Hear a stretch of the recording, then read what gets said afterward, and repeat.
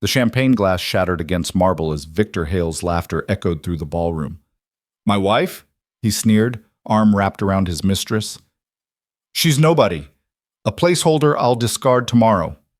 But as Manhattan's elite watched Elena Hale, quiet, diminished, humiliated, none knew the truth. The woman standing in yesterday's dress wasn't broken. She was royal. She was deadly. She was done. And when those ballroom doors opened in exactly 17 minutes, the man who owned New York would learn what it meant to humiliate a queen. This is the story of one night that destroyed an empire. Stay until the end, hit that like button, and comment your city below so I can see how far this story travels. The Fitzgerald Hotel ballroom glittered like a diamond mine on the night Victor Hale chose to destroy his wife. Chandeliers worth more than most people's houses hung from ceiling frescoes painted by artists whose names you'd recognize. The guest list read like a Forbes roster: tech billionaires, media moguls, politicians who'd stopped pretending they weren't for sale, and socialites whose monthly shopping budgets could fund small countries. Everyone who mattered in Manhattan had come to celebrate Victor and Elena Hale's 5th wedding anniversary. Though if you'd asked any of them, they couldn't tell you a single thing about the wife. They knew Victor, though. Everyone knew Victor. At 38, he'd built Hale Consolidated from what the press called entrepreneurial genius, and what Elena knew was actually her family's money and connections. His face had graced magazine covers with headlines like "The Man Who Can't Lose" and "Wall Street's Golden Touch." He wore power like cologne. Expensive, overwhelming, impossible to ignore. Tonight he wore a Tom Ford tuxedo that cost more than his first car, his dark hair styled in that carefully careless way that took his barber 45 minutes to achieve. His smile could sell anything because it promised everything. Women wanted him. Men wanted to be him. And he knew it. The ballroom buzzed with the particular energy of people who believed they were important. Wait staff in crisp uniforms circulated with champagne and hors d'oeuvres that cost $60 per bite. A jazz quartet played in the corner, their music sophisticated background noise for deals being made and reputations being traded. Everywhere you looked, diamonds caught the light. Designer gowns swished across imported marble. This was money talking to money about money. And then there was Elena. She stood near the edge of the crowd in a navy dress she'd worn to 3 previous events. Simple, elegant, forgettable. Her dark hair was pulled back in a neat bun. No elaborate styling. Her jewelry was minimal. Small pearl earrings, a thin gold chain. While other women displayed themselves like peacocks, Elena had perfected the art of taking up less space, of being present but invisible, of breathing quietly so no one remembered she was there. 5 years of marriage to Victor Hale had taught her that invisibility was survival. Elena, darling, you look comfortable. Vivian Cross glided over, her crimson dress slit to there, her smile sharp as her manicure. Vivian ran a PR empire and collected gossip like some women collected shoes. Still shopping at department stores, I see. How delightfully practical. 3 other women clustered behind Vivian like backup singers. Margot Chen, whose husband owned half of Midtown, Bethany Walsh, a former model who'd married into oil money, and Simone Dupont, French by way of Greenwich, whose accent got thicker the more champagne she drank. The dress is fine, Elena said quietly. Fine. Vivian tasted the word like spoiled wine. Yes, I suppose that's one way to approach your anniversary gala. Though I must say, when Marcus and I celebrated our 5th, I wore Valentino. Custom, naturally. But then we were actually celebrating a marriage, not... She trailed off, her eyes sliding across the ballroom to where Victor stood. Elena didn't follow her gaze. She didn't need to. She knew exactly where her husband was and exactly who he was with. Not what, Vivian? Elena asked, her voice still soft but with something underneath, something that made Vivian's smile falter for just a second. Oh, sweetie, Bethany jumped in, her voice dripping with false sympathy. We're not blind. Everyone can see that Victor has excellent taste, Margot interrupted, gesturing with her champagne glass. The liquid sloshed dangerously close to the rim. I mean, look at Natasha Volkov. Stunning, absolutely stunning. Those legs, that face, that body. It's like she was engineered in a laboratory specifically to make other women feel inadequate. Simone laughed, the sound cutting through the jazz quartet. And she's smart too, apparently. Victor says she has an MBA from Wharton and speaks 5 languages. Beauty and brains. Some women get everything. While others... Vivian's pause was perfectly timed, her eyes sliding over Elena's simple dress, her minimal jewelry, her quiet presence. Well, we can't all be everything, can we? Elena's hands remained folded in front of her, steady. Her face showed nothing. She'd learned that too, how to take the cuts without bleeding where anyone could see. "Excuse me," she said, and moved away before they could see her jaw tighten. Behind her, she heard their laughter, their whispers, the sound of her dignity being shredded by women who thought cruelty was a sport and other people's pain was entertainment. The ballroom felt too hot, too bright, too full of people who looked at her like she was a mistake that hadn't been corrected yet. Elena made her way toward the terrace doors, needing air, needing space, needing anything but this room full of witnesses to her systematic erasure. But before she could reach the exit, the music stopped. The light shifted. A spotlight hit the center of the ballroom, and there stood Victor Hale, microphone in hand, smile blazing like a weapon. "Ladies and gentlemen," his voice boomed through speakers designed for perfect acoustics. "If I could have your attention, please." The crowd turned toward him like flowers toward the sun. This was what they'd come for, not to celebrate a marriage, but to bask in Victor's presence, to be part of whatever Victor was building, to say they were in the room when Victor Hale spoke. Elena stopped walking. Something in his tone, in his posture, in the particular angle of his smile, made her stomach drop. 5 years ago, Victor continued, pacing the spotlight like a stage performer, I made what I thought at the time was a practical decision. I was building an empire. I needed stability, a wife who wouldn't interfere, someone quiet, manageable, someone who knew her place. Uncomfortable laughter rippled through the crowd. People exchanged glances. This wasn't the warm anniversary speech they'd expected. Elena's heart began to hammer against her ribs. I married Elena, Victor said, and now the spotlight swung across the room, hunting, seeking, finding her frozen near the terrace doors. And she has been exactly what I needed, quiet, obedient, invisible. The spotlight held her like a prison. 300 faces turned toward her. 300 pairs of eyes watched her reaction. But here's the thing about business. Victor's voice dropped, intimate now, like he was sharing a secret. You have to know when to pivot, when to upgrade, when to trade what was adequate for what's exceptional. He walked across the ballroom, each step deliberate, the crowd parting for him like the Red Sea. He walked until he reached the side of the room where a vision in emerald silk waited. Natasha Volkov stood 6 feet tall in heels, her platinum hair cascading over bare shoulders, her smile confident and cruel. At 28, she looked like every man's fantasy and every wife's nightmare. She didn't just enter rooms, she conquered them.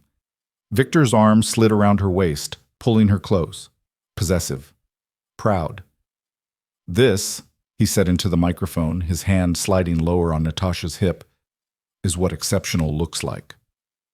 The ballroom went silent. No one breathed. This was beyond indiscretion. This was public execution. Elena stood in the spotlight, still frozen, her mind racing through calculations. Leave now. Leave immediately. But her legs wouldn't move. I know what you're thinking, Victor continued, his voice carrying that false warmth he used in boardrooms when he was about to destroy someone. Victor, this is your anniversary, but that's exactly why tonight is perfect. Tonight we celebrate 5 years of a mistake, and we announce the beginning of something extraordinary.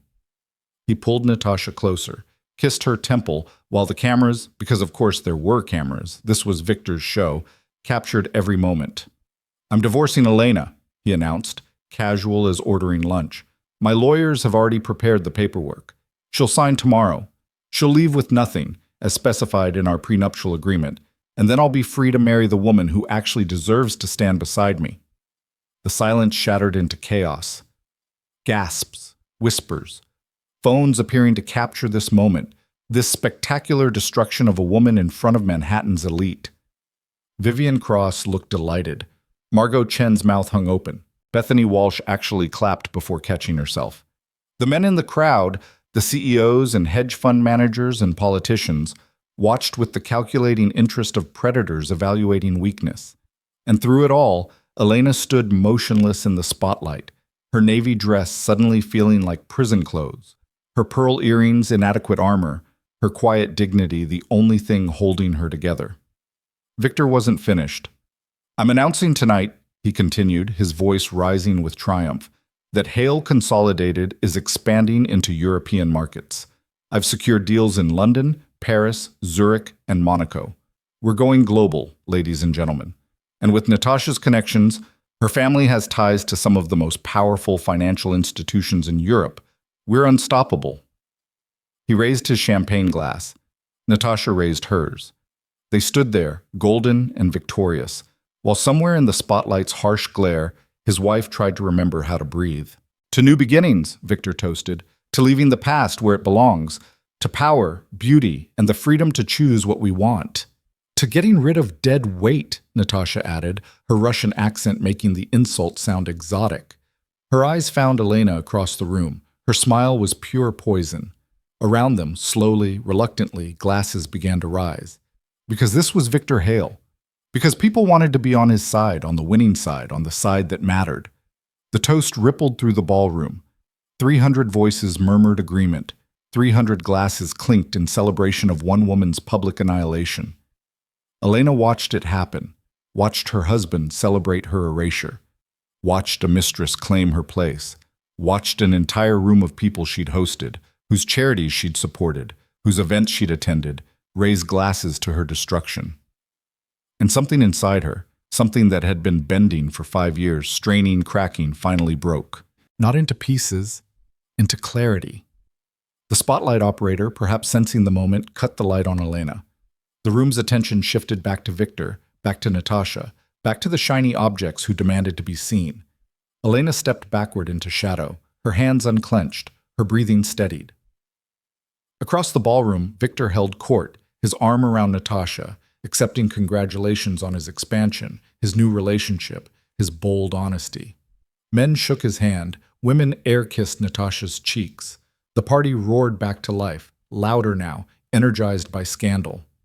"Can you believe it?" Vivian's voice carried from the bar. "I mean, I'm shocked he kept her around this long. She brought nothing to the table."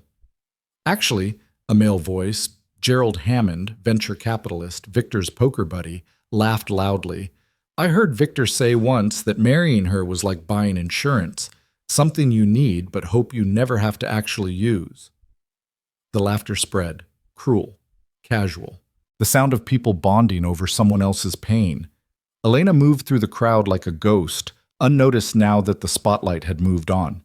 She passed clusters of conversations. Never understood what he saw in her. Probably a business arrangement from the start. "Natasha is so much more appropriate for a man of his stature. I give the divorce 3 weeks, tops. She has nothing, no family money, no connections, nothing." That last comment came from Richard Torres, a real estate developer who'd attended Elena's wedding, who'd toasted to her happiness, who'd sent flowers when her mother died 2 years ago. She kept walking. Near the windows, a group of younger tech entrepreneurs clustered around Victor, seeking wisdom, seeking proximity to power. "So the European expansion," one asked eagerly. "How'd you close those deals? Everyone says continental finance is impossible to break into." Victor's laugh was confident, condescending. "It's not impossible when you're me. I told them the same thing I tell everyone. I'm Victor Hale. I buy companies. I build empires. I can buy anyone I need to buy, persuade anyone I need to persuade. Money talks, gentlemen. Power walks. And I have both." "But the regulatory environment," another started, "is for people who don't know how to make the right calls." Victor cut him off.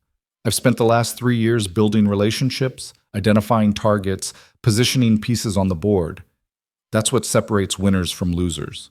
Vision, strategy, the ability to play chess while everyone else plays checkers." Natasha at his side ran her fingers through his hair, proprietary, triumphant. "My darling Victor could buy the entire continent if he wanted to. When you're this powerful, the world opens doors." The young men nodded, eager, envious. Elena continued toward the terrace doors. Heard she was some kind of charity case. Literally, no one knows her family. Probably signed that prenup without even reading it. 5 years of free rent in a luxury lifestyle, and now she's crying about it? Please! The voices followed her. The judgment, the casual cruelty of people who believed that wealth and status gave them the right to demolish whoever they wanted. She reached the terrace finally, pushed through the heavy glass doors, stepped out into December air that bit with cold clarity. Manhattan sprawled below, lights stretching toward horizons, millions of windows hiding millions of lives, everyone playing their roles, everyone pretending they mattered. Behind her, through the glass, the party continued. She could see Victor at the center of his circle, Natasha's head on his shoulder, both of them glowing with victory. Could see Vivian and her crew laughing, probably still dissecting Elena's failures. Could see the waiters circulating, the band playing, the celebration of her erasure. 5 years. 5 years she'd played the role Victor needed, the quiet wife, the convenient spouse, the woman who took up no space, made no demands, caused no trouble. She'd stood beside him at 100 events like this, listening to him take credit for successes he didn't earn, watching him charm people with confidence built on foundations he didn't lay, seeing him believe his own mythology. She'd watched him grow crueler, more arrogant, more certain of his own brilliance. She'd watched her own reflection fade from mirrors, her voice quiet to silence, her presence shrink to nothing. And she'd allowed it. Because she'd believed, what? That he'd change? That he'd see her? That love could grow where respect had never been planted? The door behind her opened. Elena. She didn't turn. She knew the voice, her father-in-law, Marcus Hale. The man who'd built the original Hale Industries before Victor had taken it over, rebranded it, claimed it as his own vision. I'm sorry, Marcus said quietly. He was 73, white-haired, distinguished, one of the few people in that ballroom who'd never treated her like she was invisible. What he did in there. There's no excuse. But you won't stop him, Elena said. Not a question. Silence. He's my son, Marcus finally said. I built that company for him. I gave him everything. You can't control him anymore, Elena finished. I know. No one can. He thinks he's untouchable. Maybe he is. Marcus's voice carried something that might have been pride, might have been regret. He's brilliant, Elena. You have to admit that. What he's done with the company, the expansion, the deals he's closed.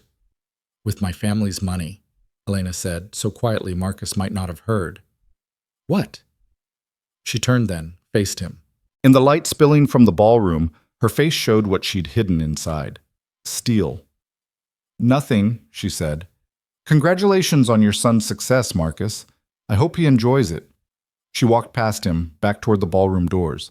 Elena, wait. But she didn't wait. She pushed back into the heat, the light, the noise of 300 people celebrating her destruction. Victor saw her approaching. Something flickered across his face.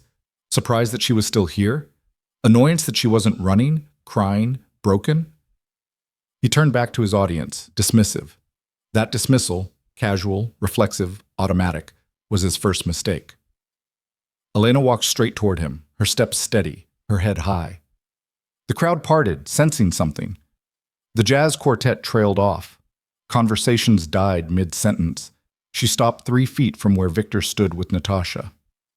Victor, she said. Her voice carried, clear and calm, across the sudden silence. He turned, eyebrows raised, amused.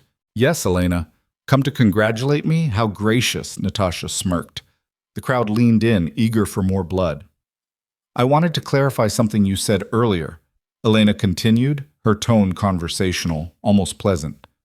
About buying anyone you need to buy. About your power, your invincibility, your ability to conquer European markets. What about it? Victor's smile was patronizing, the smile of a man explaining things to a child. You said you could buy anyone, Elena repeated, that you've spent 3 years building these relationships, that you're playing chess while everyone else plays checkers. And? Impatience crept into his voice now. I was just wondering, Elena said, her voice still soft, but carrying something new, something sharp. If you've ever asked yourself where the money came from, to build your empire, to close your deals, to buy all those people you're so proud of buying. Victor's smile froze. What are you talking about? I'm talking about 5 years ago, Elena said, when you were 3 months from bankruptcy, when Hale Industries was worth less than the debt you'd accumulated, when every bank had refused you loans and every investor had walked away. The crowd was dead silent now. That's not, Victor started. When my family, Elena continued, her voice cutting through his interruption like a blade, provided the capital infusion that saved your company, restructured your debt, opened doors in markets you couldn't touch. When my family connections you knew nothing about because you never bothered to ask about my background, gave you the foundation you've built everything on. Victor's face darkened. You're delusional. My success is built on my family's money, Elena said, louder now, each word precise. Every deal, every expansion, every acquisition. You think you're a genius, Victor. You think you're untouchable. But you've been playing with someone else's pieces this entire time. Natasha's eyes narrowed. Who do you think you are? Her accent thickened with anger. You're nobody. A nothing wife in a cheap dress who should be grateful Victor gave you 5 years of enough. The word came from Elena like a whip crack. She turned to Natasha, and for the first time since entering this ballroom, Elena's face showed emotion. Not pain, not fear, fury. You think you know power because you've been in rooms with powerful people, Elena said, her voice low and deadly. You think you understand wealth because you've worn expensive clothes and flown private jets. You think you've won because a foolish man chose your beauty over his wife's dignity. She stepped closer. Natasha actually stepped back. But you don't know anything, Elena continued. You don't know who you're standing next to. You don't know whose money paid for this party, this hotel, this company. You don't know what world you've just walked into or what forces you've just provoked. Elena, that's enough. Victor's voice hardened, dangerous now. You're embarrassing yourself. Security is loyal to whoever pays them. Elena cut him off. And for 5 years, Victor, I've been very quietly ensuring certain loyalties, maintaining certain relationships, protecting certain interests. She turned back to her husband. You called me quiet, manageable, invisible, and you were right. I was all those things, because I was taught that real power doesn't announce itself. Real wealth doesn't perform. Real authority doesn't need to prove anything to a room full of people who don't matter. Victor's face went pale, then red. You're insane. You have nothing. You are nothing. The prenup is going to be very interesting to review with my lawyers, Elena said, especially the clause about fraud, about misrepresentation, about what happens when one party enters a marriage contract under false pretenses. She pulled something from her small purse, a single piece of paper, held it up so Victor could see. His eyes widened. It was a banking statement, dated from 5 years ago, showing a transfer of $50 million from Virelli Financial Holdings to Hale Industries. Virelli? Someone in the crowd whispered. Wait, another voice sharp with recognition. Virelli? The Virelli family? Elena watched Victor's face as understanding hit him like a train. No, he whispered. That's not... You said your maiden name was Vasquez. You said... I said what you assumed, Elena corrected, her voice gentle now, almost pitying. You never asked about my family, Victor. You never asked where I came from, what I was born into, why I lived so simply. You saw what you wanted to see, a quiet woman who wouldn't interfere. And I let you see that because I wanted... She paused, something like sadness crossing her face. I wanted something real, something not built on power and money and performance. She folded the paper, tucked it back in her purse. But you couldn't give me that, she continued, because you don't know how to value anything that doesn't announce its worth. So you humiliated me, publicly, thoroughly, in front of witnesses and cameras. The ballroom doors opened. Every head turned. Through the entrance walked 6 men in dark suits, moving with military precision. Security, professional, expensive. Behind them, a figure that made the crowd collectively inhale. He was in his 70s, silver-haired, distinguished, dressed in a bespoke suit that probably cost more than Victor's car. His presence filled the room despite his calm demeanor. People's phones came out instantly, not to record drama now, but to capture proximity to someone whose name meant something in rooms that made Victor's ambitions look small. Alessandro Virelli, head of Virelli Financial Holdings, one of the most powerful men in European finance, a name that opened doors Victor had spent 3 years trying to force his way through. He walked across the ballroom, his security detail parting the crowd, his eyes fixed on one person, Elena. When he reached her, he smiled, warm, proud, paternal. "Daughter," he said, his Italian accent refined, his voice carrying, "I believe we've waited long enough." The ballroom erupted. Phones everywhere now, capturing this moment, this revelation, this earthquake. Victor's face had gone from red to white to something grayish. His mouth opened, closed. No words came. Natasha's confidence evaporated. She stood frozen, still beautiful, suddenly irrelevant. Alessandro placed a gentle hand on Elena's shoulder. "I wanted to intervene earlier," he said, loud enough for the room to hear, "when he started treating you as less than you are. But you asked me to wait, to let you handle this yourself, to give him chances to show respect." He turned to Victor, and his eyes, warm when they looked at his daughter, went cold. "You had 5 years," Alessandro said. 5 years to recognize the woman standing beside you. 5 years to treat her with dignity. 5 years to appreciate that the empire you're so proud of was built on Virelli money, Virelli connections, Virelli power. He gestured around the ballroom. "These people you're trying to impress? Half of them do business with my family. The other half want to. The European markets you claim to have conquered, those doors opened because Elena asked me to open them. The deals you think you closed through your brilliance? They closed because I made one phone call." Victor tried to speak. "I didn't know, because you never asked," Alessandro's voice cut like ice. "Because you assumed. Because you saw a quiet woman and thought weak. You saw humility and thought worthless. You saw dignity and thought doormat." He stepped closer to Victor, and the younger man actually backed up. "In my world," Alessandro said quietly, "in the world of real power, we have a saying. The loudest lion is usually the hungriest. The truly powerful don't need to roar. They don't need to perform. They don't need to announce their strength, because everyone already knows." He turned back to Elena, his face softening. "My daughter," he said, "has more power in her smallest finger than you'll accumulate in your lifetime. And you threw it away. For what? A beautiful woman who'll leave you the moment your money does? For applause from people who'll forget you exist the moment you stop being useful? For ego? For performance?" Alessandro shook his head, something almost like pity crossing his features. "You're a fool, Victor Hale. A brilliant fool, perhaps. But a fool nonetheless." The silence in the ballroom was absolute. 300 people held their breath. Elena looked at her husband, at the man who'd humiliated her, dismissed her, destroyed her in front of witnesses, and watched him understand what he'd done. His empire, his expansion, his untouchable confidence. All of it built on foundations he'd never bothered to examine. Money he'd never thought to question. Power he'd assumed was his own. "The prenuptial agreement," Victor whispered, his mind racing, calculating, trying to find an exit. "It protects my assets." "Protects what assets?" Alessandro asked mildly.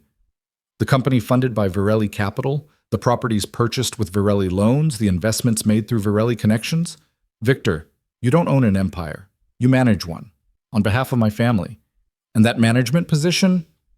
He glanced at his watch, expensive, understated. "Is terminated, effective immediately." Victor's phone buzzed.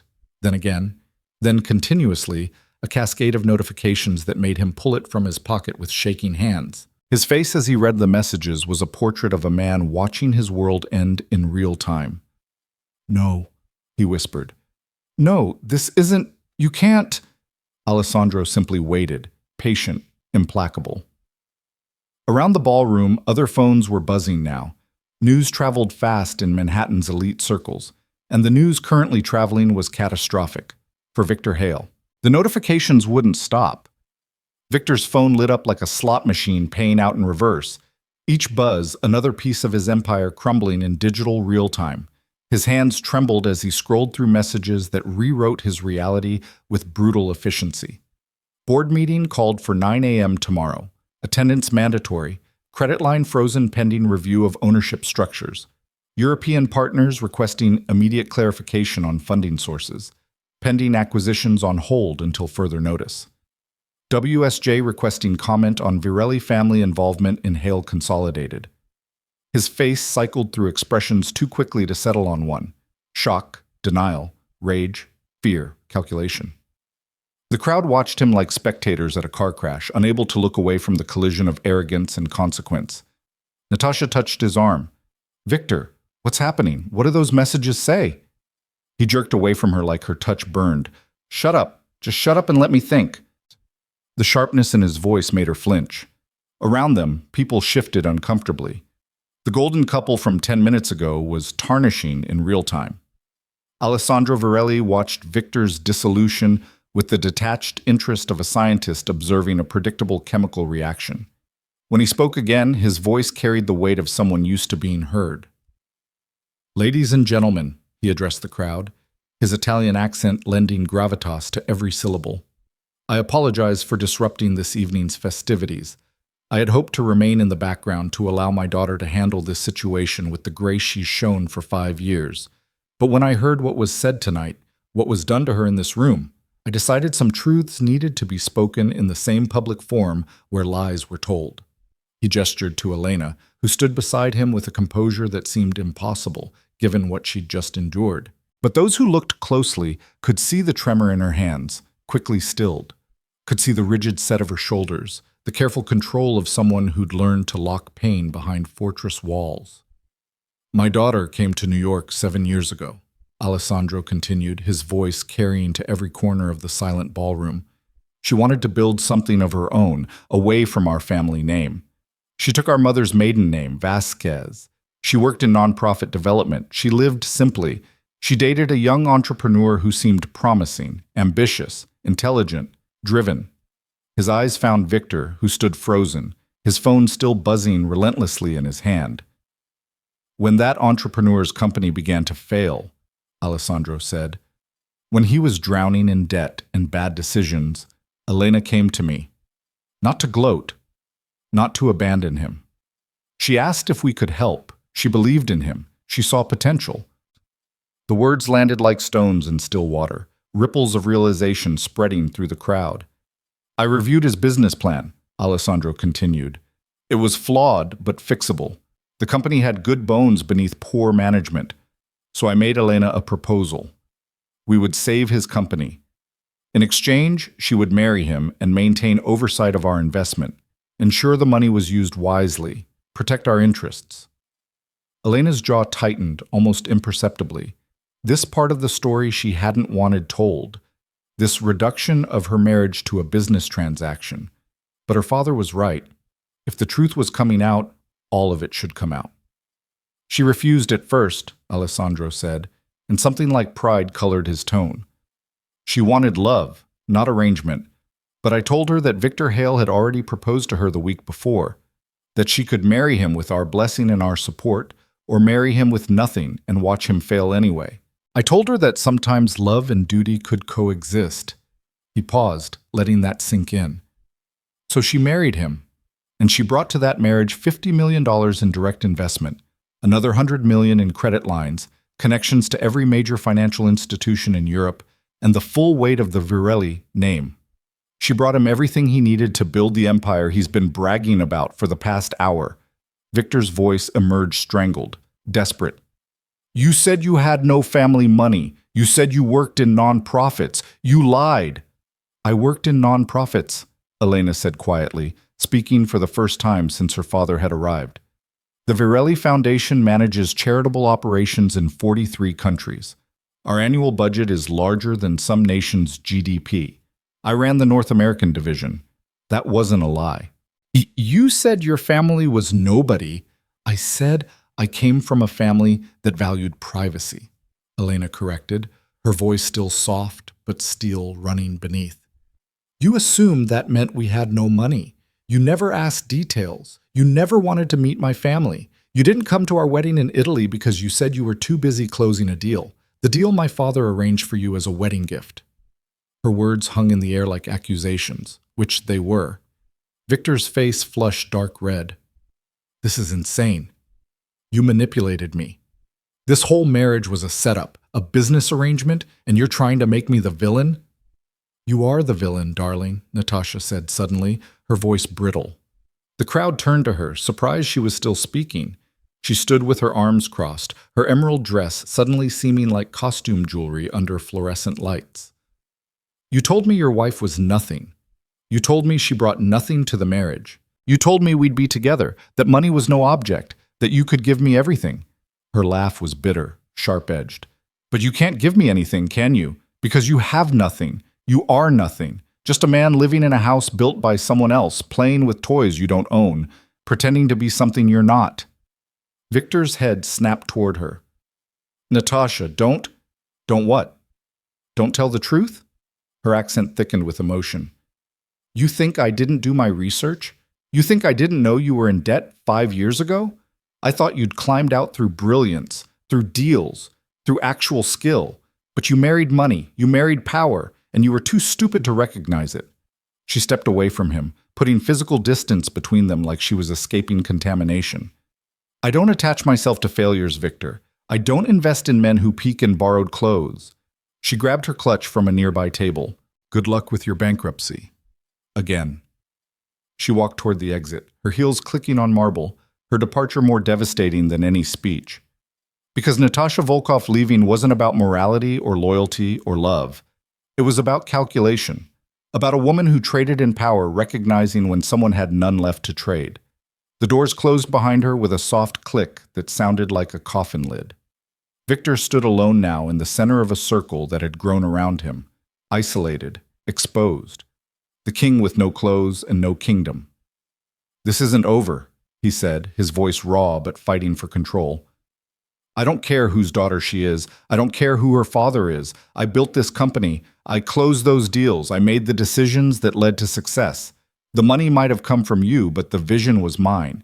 The execution was mine. The company is mine." Alessandro's expression didn't change. "Is it?" He nodded to one of his security team, who produced a tablet and handed it to Victor. "Please," Alessandro said politely. "Read." Victor's hands shook as he took the device. His eyes scanned the document on screen, and with each line, more color drained from his face. "This is," he whispered, "this can't be legal. This is fraud. This is the truth," Alessandro said simply. "What you're reading is the actual ownership structure of Hale Consolidated, the structure that was filed with the SEC 5 years ago, the structure your lawyers prepared and you signed." He stepped closer, his voice dropping but still audible to the front rows of spectators. "You own 23% of Hale Consolidated, Victor. Varelli Financial Holdings owns 48%. The remaining 29% is distributed among investors we brought to the table. You're not the majority shareholder of your own company. You never were. You are the CEO, an employee. A very well-compensated employee, yes, but an employee nonetheless." The words detonated like grenades in Victor's consciousness. Around the ballroom, the tech entrepreneurs who'd been seeking his wisdom earlier pulled out their own phones, likely checking public records, verifying this impossible claim. "No," Victor said, but his voice carried no conviction. "My lawyers would have told me. Marcus would have told me." "Your lawyers work for the company," Alessandro said gently, like explaining basic concepts to a child. "And the company's interests are determined by majority shareholders. As for Marcus," he glanced around the room until he found Victor's father, still standing near the terrace doors where Elena had left him earlier. "Marcus knew," Alessandro said. "He's the one who approached us initially. When you ran his company into the ground with reckless expansion and poor risk management, when you refused to listen to his advice, when you nearly destroyed everything he'd built over 40 years, Marcus came to us. He begged us to save his legacy, to save his son." Victor turned to his father, betrayal written across every feature. "Dad?" Marcus Hale looked older suddenly, diminished. You wouldn't listen to me, Victor. You never listened. I tried to teach you, to guide you, but you thought you knew better than everyone. You were going to lose everything. I couldn't let that happen. So you sold me out?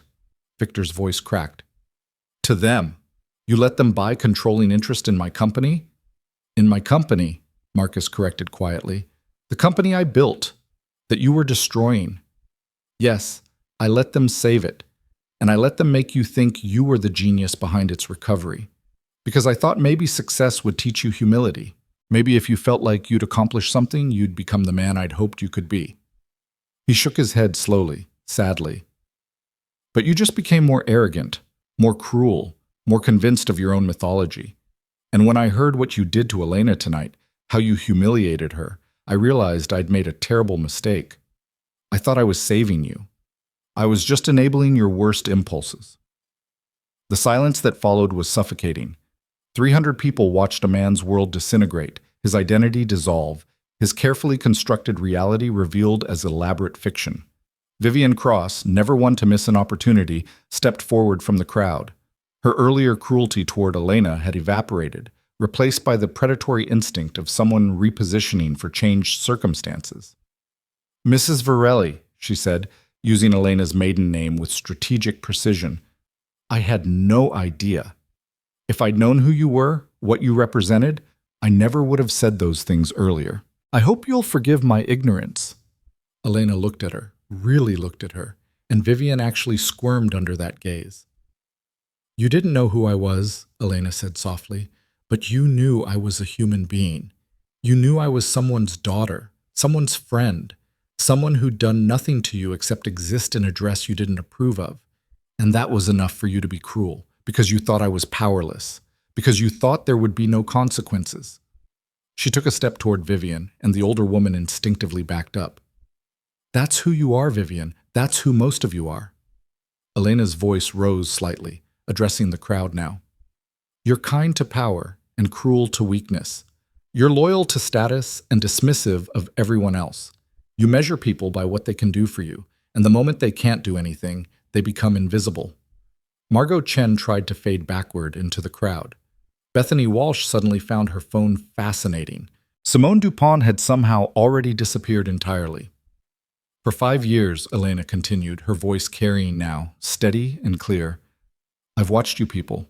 I've attended your parties, supported your charities, listened to your conversations. I've seen how you treat staff, how you talk about anyone who isn't in the room, how quickly you abandon people who fall from grace. I've watched you be vicious and call it honesty, cruel and call it humor, heartless and call it business. She turned slowly, taking in the entire ballroom. My father taught me that real power is knowing when to use it and when to restrain it. That true wealth is measured not in what you can buy, but in what you can build. That actual strength is protecting the vulnerable, not exploiting them. Her eyes found Victor again. I thought I could teach you that, she said, and for the first time her voice wavered with something that might have been grief. I thought if I was patient enough, if I loved you enough, if I gave you enough space to grow, you might learn what real power looks like, what real partnership could be. She paused, visibly steadying herself. But you can't teach someone who thinks they know everything. You can't show humility to someone convinced of their own superiority. You can't build partnership with someone who sees you as property. Victor's phone buzzed again. He glanced at it automatically, and whatever he saw made him grab the nearest chair for support. What is it? Alessandro asked mildly, though his tone suggested he already knew. The board, Victor whispered. They've called an emergency vote. They're removing me as CEO, effective immediately. Ah, yes, Alessandro nodded.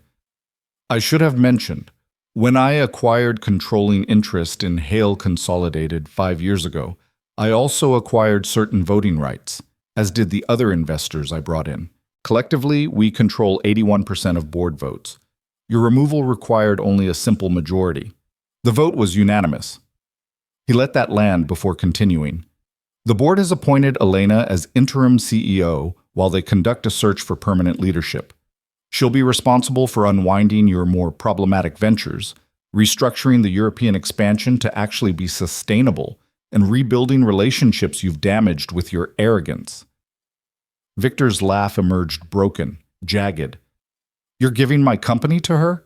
She doesn't know anything about running a corporation. She works in nonprofits. She has no experience. She has an MBA from Stanford, Alessandro corrected. She ran a $300 million charitable operation for 5 years before marrying you. She speaks 6 languages, holds seats on 4 corporate boards, and has negotiated international agreements with some of the most complex regulatory environments in the world. What experience exactly do you think she lacks? The question hung in the air, unanswerable. But more importantly, Alessandro continued, his voice hardening, she has something you've never possessed: integrity. She honors her commitments. She treats people with respect regardless of their utility to her. She understands that power without ethics is just tyranny wearing expensive suits. He gestured to his security team, who moved closer to Victor. You have 24 hours to vacate the penthouse. It's owned by the company, not by you. Your personal accounts will remain frozen until we've completed a full audit of company expenses. I suspect we'll find significant misappropriation of funds. Luxury purchases, gifts to mistresses, trips that served no business purpose, all charged to a company you didn't own. Victor's face went from pale to gray. You can't do this. I'll fight this. I'll sue. You'll lose, Alessandro said simply. Because every contract you've signed, every document you've reviewed, every agreement you've entered into has been reviewed by lawyers who work for the majority shareholders. Everything is legal. Everything is documented. Everything is unassailable. He straightened his cuffs, a casual gesture that somehow emphasized his absolute control. I'm not a cruel man, Victor. Despite what you've done to my daughter, I take no pleasure in your destruction, so I'm going to offer you something, a choice. Victor looked up, desperate hope flickering in his eyes. You can leave quietly, Alessandro said. Sign the divorce papers Elena's lawyers will deliver tomorrow. Cooperate with the audit. Accept a severance package that, while modest by your recent standards, will keep you comfortable if you live within reasonable means. Do this, and you can rebuild. Start over. Perhaps learn some humility. He paused. Or you can fight. Hire lawyers, challenge the ownership structure, make accusations, drag this through courts and media. In which case, I will dedicate significant resources to ensuring you never work in corporate America again. I will make certain every board, every investor, every potential employer knows exactly who you are and what you've done. I will systematically dismantle not just your career, but your reputation. You will become a cautionary tale. The choice wasn't really a choice, and everyone in the room knew it. Victor stood silent, his phone still buzzing with the digital demolition of everything he'd built his identity around. Gerald Hammond, the venture capitalist who'd laughed about Elena being like insurance earlier, cleared his throat nervously. Alessandro, if I could just say, some of us had no idea about the ownership structure. We invested in good faith based on Victor's representations. You invested based on due diligence your teams conducted. Alessandro cut him off. Due diligence that would have revealed exactly who the majority shareholders were if you'd bothered to look beyond Victor's charisma. Your investments are secure, the company is stable, but perhaps in the future you'll be more careful about who you trust and whose wife you mock. Gerald's face flushed. He stepped back into the crowd, suddenly fascinated by his shoes. Richard Torres, the real estate developer, tried next. I think there's been a misunderstanding. Earlier, when I was talking about Elena, I didn't mean... You meant exactly what you said, Elena interrupted, speaking directly for the first time to someone other than Victor or her father. You said I had no family money, no connections, nothing of value. And you were comfortable saying that because you thought I had no power to respond. That's not a misunderstanding, Richard. That's a choice. A choice about what kind of person you are when you think there are no consequences. She smiled, but there was no warmth in it. The Harbor District development you've been trying to get approved for 3 years? The one being held up by environmental reviews and community opposition? I sit on the board of the Oversight Committee. As of tomorrow, I'll be recommending we deny your permits. Not because of what you said about me, but because your proposal actually is environmentally irresponsible and would displace vulnerable communities. I've been outvoted for 3 years by people who prioritized your profits over people's homes. I don't think I'll be outvoted anymore. Richard's face went slack. Elena, please. That project represents hundreds of millions in investment. Then perhaps you should have designed it better, she said calmly. Or perhaps you should have thought twice before casually destroying someone's dignity at a party. Consequences, Richard. Actions have them.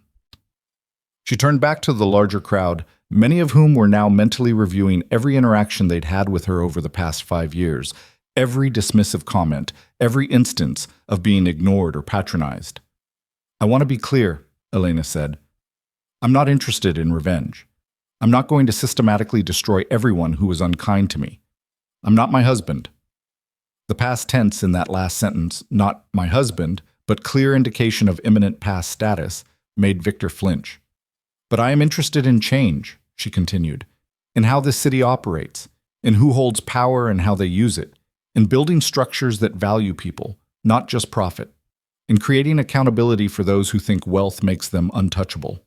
She paused, gathering herself.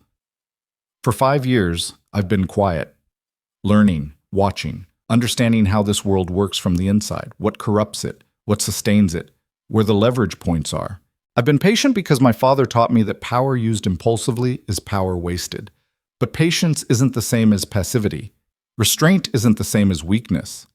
Her voice strengthened. Tomorrow, the world will know that Elena Varelli has returned to active leadership. I will be guiding a major corporation. I will be using my family's resources and connections. I will be present, visible, active, and I will remember every person in this room, every kindness and every cruelty, every moment of grace and every instant of contempt. The threat, delivered in her soft voice with impeccable courtesy, somehow carried more weight than if she'd shouted. Those of you who treated me well when you thought I was powerless, she continued, you'll find me a loyal ally. Those of you who showed me kindness when there was nothing to be gained, you'll discover I remember. I honor those who honor others. She let her gaze sweep across the faces of Vivian, Margot, Bethany, and the others who'd mocked her earlier. Those of you who were cruel because you could be, who found entertainment in someone else's pain, who measured people by their utility to you, you'll find I have a long memory too. I won't be vindictive, but I also won't forget. And when you come asking for favors, for introductions, for support, for the things people like me can provide to people like you, I'll remember exactly who you were when you thought I was nothing. The silence was absolute. People had stopped recording on their phones, sensing that some moments were too dangerous to preserve. Alessandro placed a hand on his daughter's shoulder, a gesture both proud and protective. I think, he said quietly, we've said enough for tonight. Elena needs time to process what's happened, to grieve a marriage that ended in cruelty, to prepare for new responsibilities. He looked at Victor one final time. You have 24 hours to decide. Contact my office with your choice. If I don't hear from you by this time tomorrow, I'll assume you've chosen the difficult path, and I assure you, you do not want me as an enemy. He guided Elena toward the exit, his security team forming a protective circle around them. As they walked through the parted crowd, people stepped back instinctively, creating a corridor. Some faces showed shock. Others showed calculation, already repositioning their allegiances. A few showed genuine shame. Vivian Cross tried once more. Elena, I really am sorry. If there's anything I can do. Elena stopped, turned, looked at Vivian with eyes that had gone from wounded to weary. There is something you can do, she said quietly. Be better. Not because I have power and you're afraid of consequences, but because being cruel to people you think are powerless is wrong. Because dignity shouldn't be reserved for people who can do something for you. Because kindness shouldn't require a cost-benefit analysis. She stepped closer, her voice dropping so only Vivian and those nearest could hear. I pity you, Vivian, all of you. You've built your lives on such fragile foundations, on who you know and what you own and how you appear. But those things can vanish overnight. I just watched it happen to my husband. And when it does, when you're the one standing alone in a room full of people who thought you mattered, you'll remember this moment. You'll remember that you had a chance to be something more than what you are. And you chose not to take it. She turned back toward the exit, leaving Vivian standing frozen, something that might have been tears or might have been terror glittering in her eyes. The Varelli entourage reached the ballroom doors. Elena paused, looked back once at the party that had been thrown to celebrate her marriage, that had become the stage for its destruction. Victor stood in the center of the ballroom, alone despite being surrounded by hundreds of people. His phone had finally stopped buzzing. His empire had finished crumbling. His future had condensed from infinite possibility to narrow survival. Their eyes met across the distance, and Elena felt something she hadn't expected. Not triumph, not satisfaction, not even relief. Just profound, exhausting sadness for what could have been and never was. Then she walked through the doors, leaving behind the ballroom, the marriage, the 5 years of making herself small enough to fit into someone else's definition of worthless. Behind her, the party didn't resume. People stood in clusters, phones out, already spinning narratives about what they'd witnessed, already calculating new allegiances, already rewriting their own roles in the evening's drama. And in the center of it all, Victor Hale stood alone, finally understanding the difference between real power and its performance, finally comprehending the magnitude of what he'd destroyed, finally realizing that the quiet woman he'd dismissed as nothing had been everything. And she was gone. The limousine pulled away from the Fitzgerald Hotel as camera flashes exploded against the tinted windows like distant lightning. Elena sat in silence beside her father, watching Manhattan slide past in streaks of light and shadow, the city she'd called home for 7 years suddenly feeling foreign and familiar all at once. Alessandro didn't speak immediately. He'd learned long ago that his daughter needed space to process before she could talk, that pushing her to articulate emotions before they'd settled only drove them deeper. So he waited, his hand resting gently on hers, an anchor in the storm of what had just happened. 3 blocks from the hotel, Elena's phone began to ring, then buzz, then chime with notifications so rapidly it became a continuous vibration. She pulled it from her purse, glanced at the screen, and watched her private humiliation become public spectacle in real time. Varelli heiress, hidden in plain sight for 5 years. Manhattan's biggest power play, how Elena Varelli built her husband's empire in secret. Victor Hale's wife revealed as European banking dynasty heir. The Quiet Queen, Elena Varelli's stunning takedown of arrogant husband. Videos from the gala were already circulating. Someone had captured the moment Alessandro walked in. Multiple angles showed Victor's face as he read the ownership documents. At least 6 different recordings preserved Elena's speech, her quiet devastation of everyone who'd dismissed her. The comment sections were vicious in their enthusiasm. People who'd never met Victor Hale were celebrating his downfall with the gleeful cruelty of those who'd never had power and enjoyed watching it stripped from others. Those who'd met him were sharing their own stories of his arrogance, his dismissiveness, his casual cruelty. And Elena, who'd been invisible for 5 years, was suddenly the most famous woman in New York. "Turn it off," Alessandro said gently. "You don't need to watch this."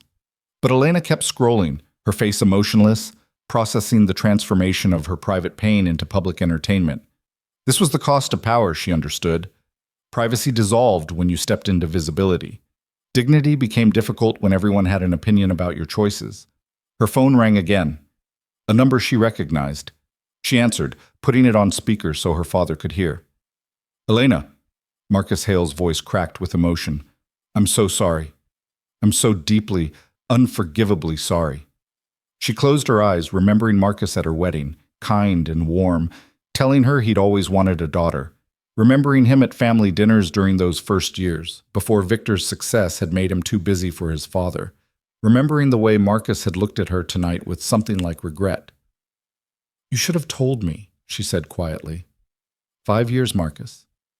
You let me believe I was helping my husband build something. You let me think our marriage had some foundation in truth. I thought I was protecting you both," Marcus said, and he sounded ancient, worn down by the weight of his choices.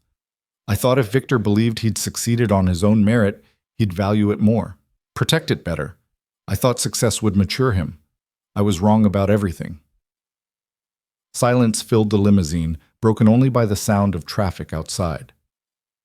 "What he did tonight," Marcus continued, his voice barely above a whisper. "I didn't know he was planning that. The public humiliation, the mistress, the announcement. If I'd known, I would have stopped him. I would have told him everything right there. consequences be damned. Would you have? Alessandro asked, his tone neutral but pointed. Or would you have protected your son the way you've been protecting him for 5 years? The question hung between them, unanswerable because they all knew the truth. I voted to remove him as CEO, Marcus said finally. I wanted you to know that.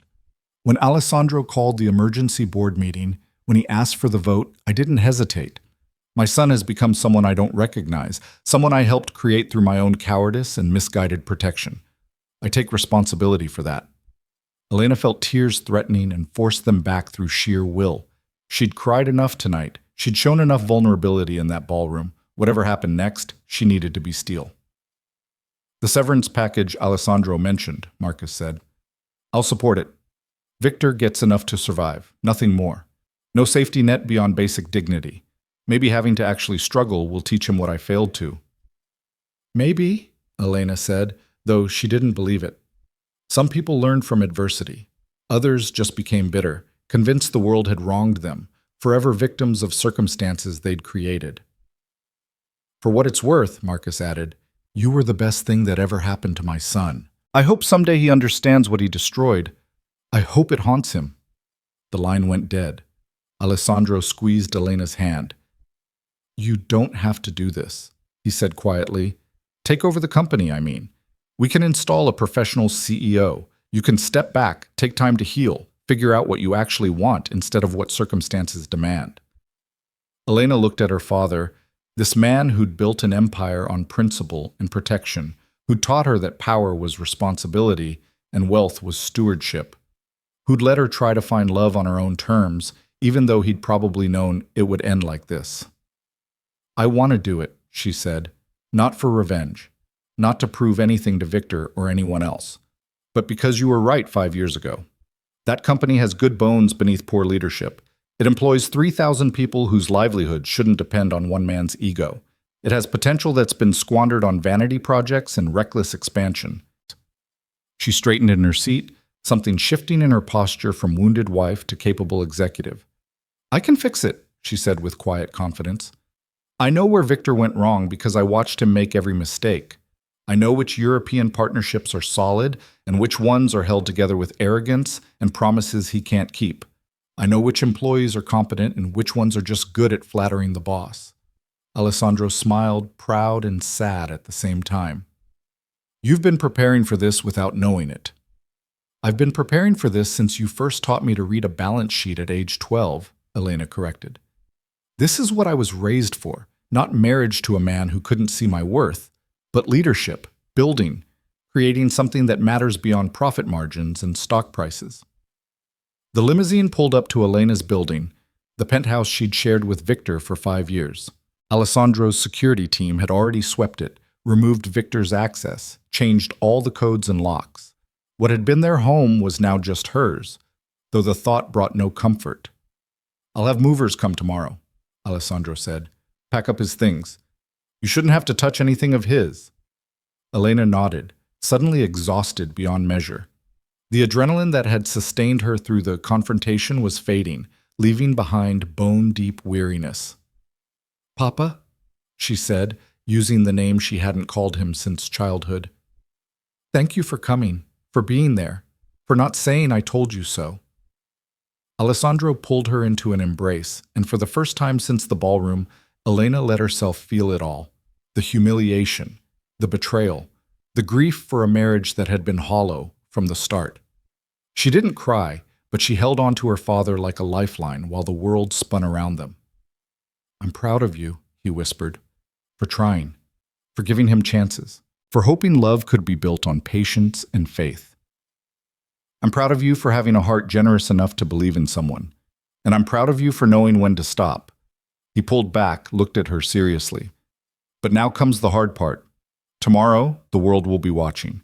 Investors will be nervous, employees will be uncertain, the media will dissect every decision. You'll be scrutinized in ways Victor never was because you're a woman, because you're young, because people will assume you got this position through family rather than merit.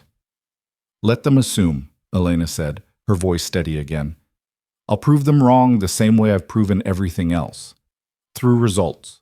through competence, through actually caring about more than my own reflection. Alessandro kissed her forehead. Get some rest. Tomorrow, we rebuild. The limousine pulled away, leaving Elena standing in the lobby of a building that had been her home, but never felt like it. The doorman, Carlos, who'd worked there for 15 years, gave her a nod that somehow conveyed both sympathy and respect. Mrs. Hale, he said, then caught himself. Or should I say, Ms. Varelli? I saw the news. Everyone saw the news. Elena is fine, she said quietly. Just Elena. Then just Elena, Carlos said with a small smile. For what it's worth, I always thought you deserved better than how he treated you. The way he'd walk past you in the lobby like you weren't even there, the way he'd bring that other woman here when he thought no one was paying attention. Elena's stomach dropped. He brought Natasha here? To our home? Carlos looked uncomfortable. I probably shouldn't have said anything, but yeah. 3-4 times a month for the past 6 months, always when you were traveling for your foundation work. I'm sorry. I should have told you, but it wasn't my place, and I need this job. It's okay, Elena said, though it wasn't. Another betrayal, another violation, another layer of disrespect she hadn't even known about. Thank you for telling me now. She rode the elevator to the penthouse, each floor a countdown to facing the physical space where her marriage had disintegrated. The doors opened directly into the apartment, 3,500 square feet of modern luxury that Victor had decorated with an interior designer's help, never once asking Elena's opinion. Everything was chrome and glass and sharp edges. No warmth, no personality, nothing that suggested real people lived here, loved here, built a life here. It looked like a showroom, which was appropriate because their marriage had been a performance too. Elena walked through rooms that felt hollow, her footsteps echoing on marble floors. The master bedroom where Victor had told her last week that he was working late, when he'd actually been with Natasha. The kitchen where they'd stopped having breakfast together 2 years ago because Victor said her presence first thing in the morning was distracting. The study where he'd forbidden her from keeping any of her work materials because it was his space for important business.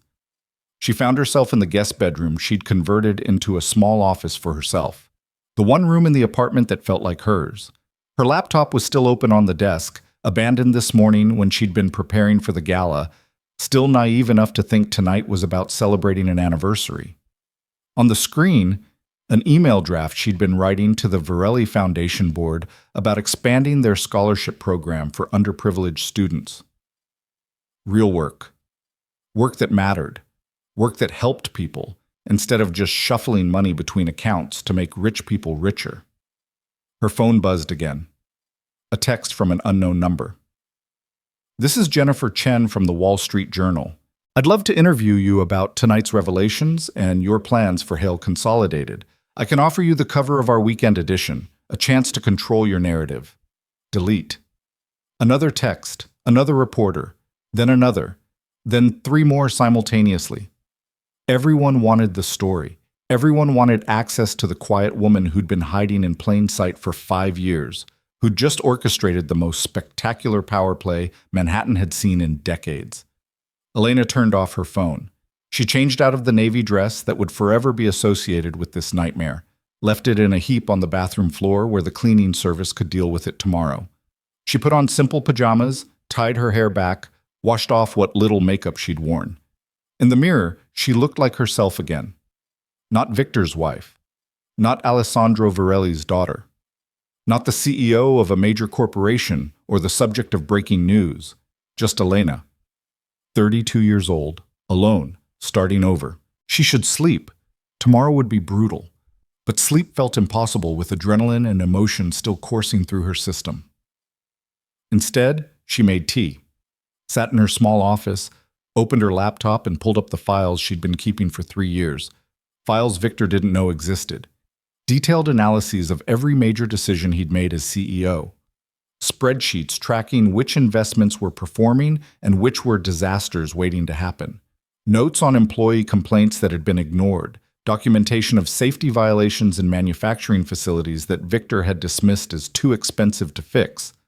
Records of environmental shortcuts that saved money but created liability. She'd been preparing for this without knowing it. watching, learning, documenting, not because she'd planned to take over someday, but because she couldn't help herself. She saw problems and instinctively worked to solve them.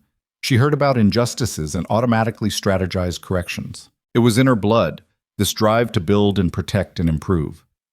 3 years of work, 3 years of quietly understanding the company better than the man who claimed to run it. She pulled up the European expansion plan Victor had been bragging about tonight, studied the projections he'd presented to the board, the partnerships he'd secured, the market penetration strategies he'd developed. It was garbage, not completely, but at least 60% of it was built on optimistic projections that ignored market realities, partnerships with firms that were barely solvent themselves, and expansion into regions where regulatory environments would eat them alive. Victor had been so focused on being able to say he'd conquered Europe that he hadn't bothered to do it well. He'd wanted the headline, not the sustainable success.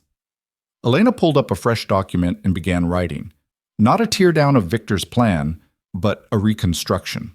The good parts of his strategy combined with realistic projections, sustainable partnerships, proper market analysis.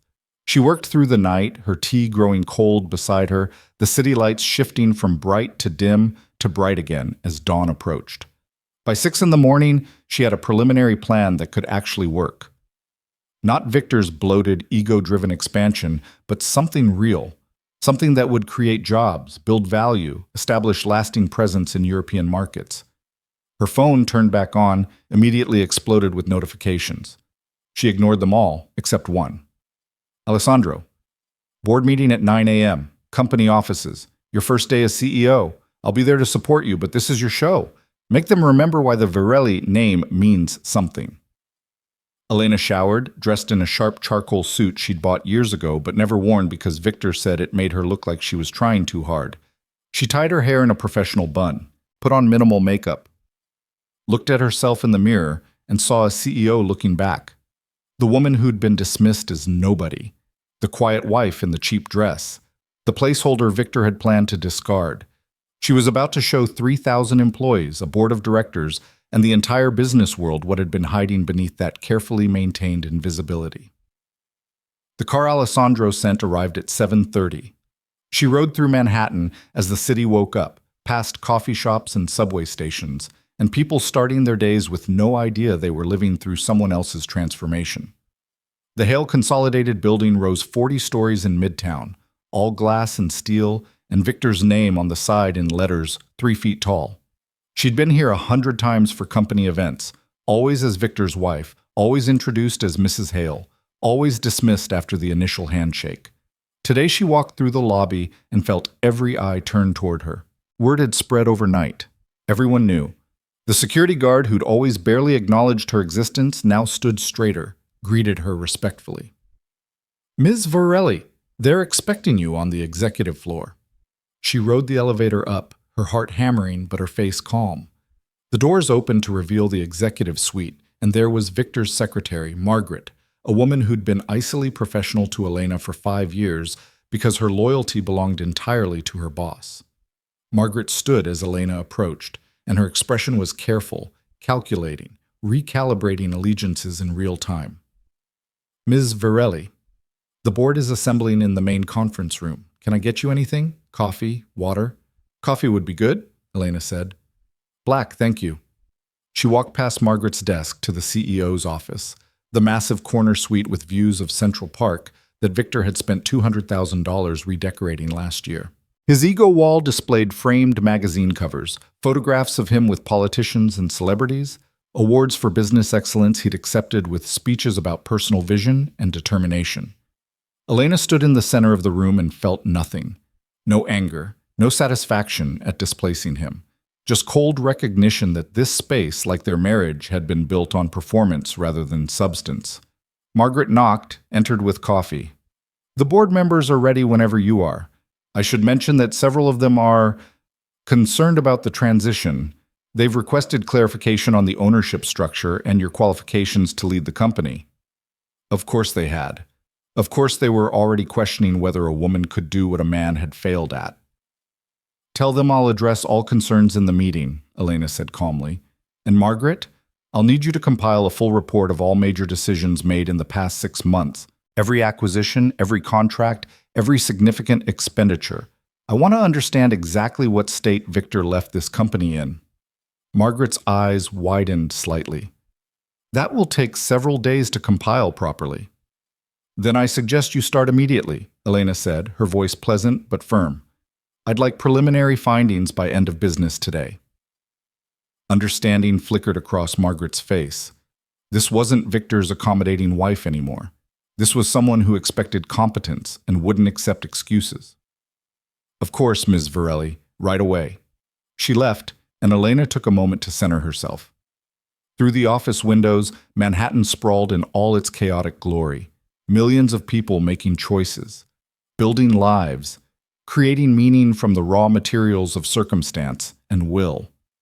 She'd been one of those people once, before she'd agreed to shrink herself to fit Victor's vision.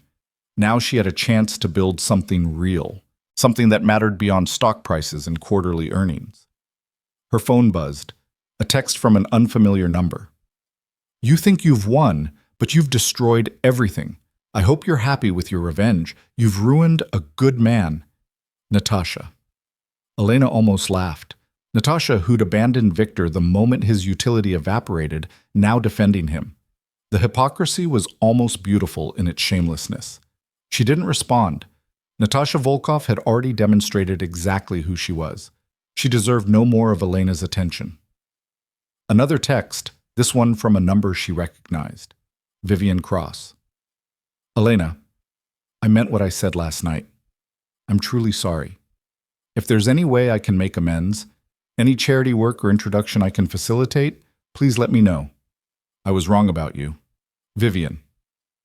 This one was more interesting. Vivian trying to rebuild bridges, position herself on the winning side, ensure she wasn't on the list of people Elena remembered unfavorably. Elena considered responding, then decided against it. Let Vivian wonder. Let all of them wonder which version of Elena they'd be dealing with. The forgiving one who believed in second chances, or the strategic one who remembered every slight and calculated every alliance. The truth was somewhere in between. Elena believed in redemption, but not in pretending cruelty hadn't happened. She'd work with Vivian if necessary, maintain professional relationships where beneficial, but genuine friendship? That required more than panic-driven apologies after being caught on the wrong side of a power shift. Margaret returned. The board is ready, Ms. Varelli.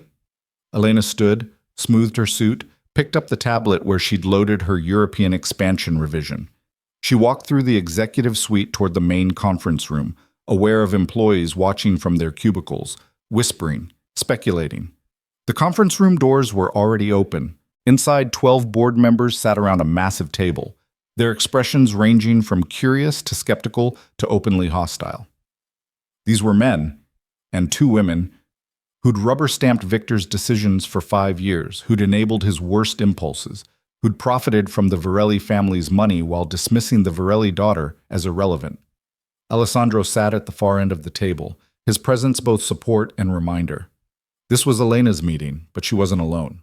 She walked to the head of the table, set down her tablet, and met 12 pairs of eyes without flinching. Good morning, she said, her voice carrying clearly through the room. I'm Elena Varelli, and as of last night's emergency vote, I'm your interim CEO.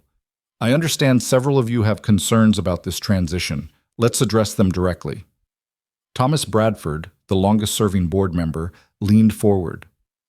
With all due respect, Ms. Varelli, you have no experience running a corporation. You work in nonprofits. This company needs experienced leadership, not a learning curve during a crisis of confidence. Elena nodded as if the concern was reasonable. You're right that I haven't held the title of CEO before, but let me ask you something, Thomas. How many board meetings have you attended in the past 5 years? All of them, he said proudly.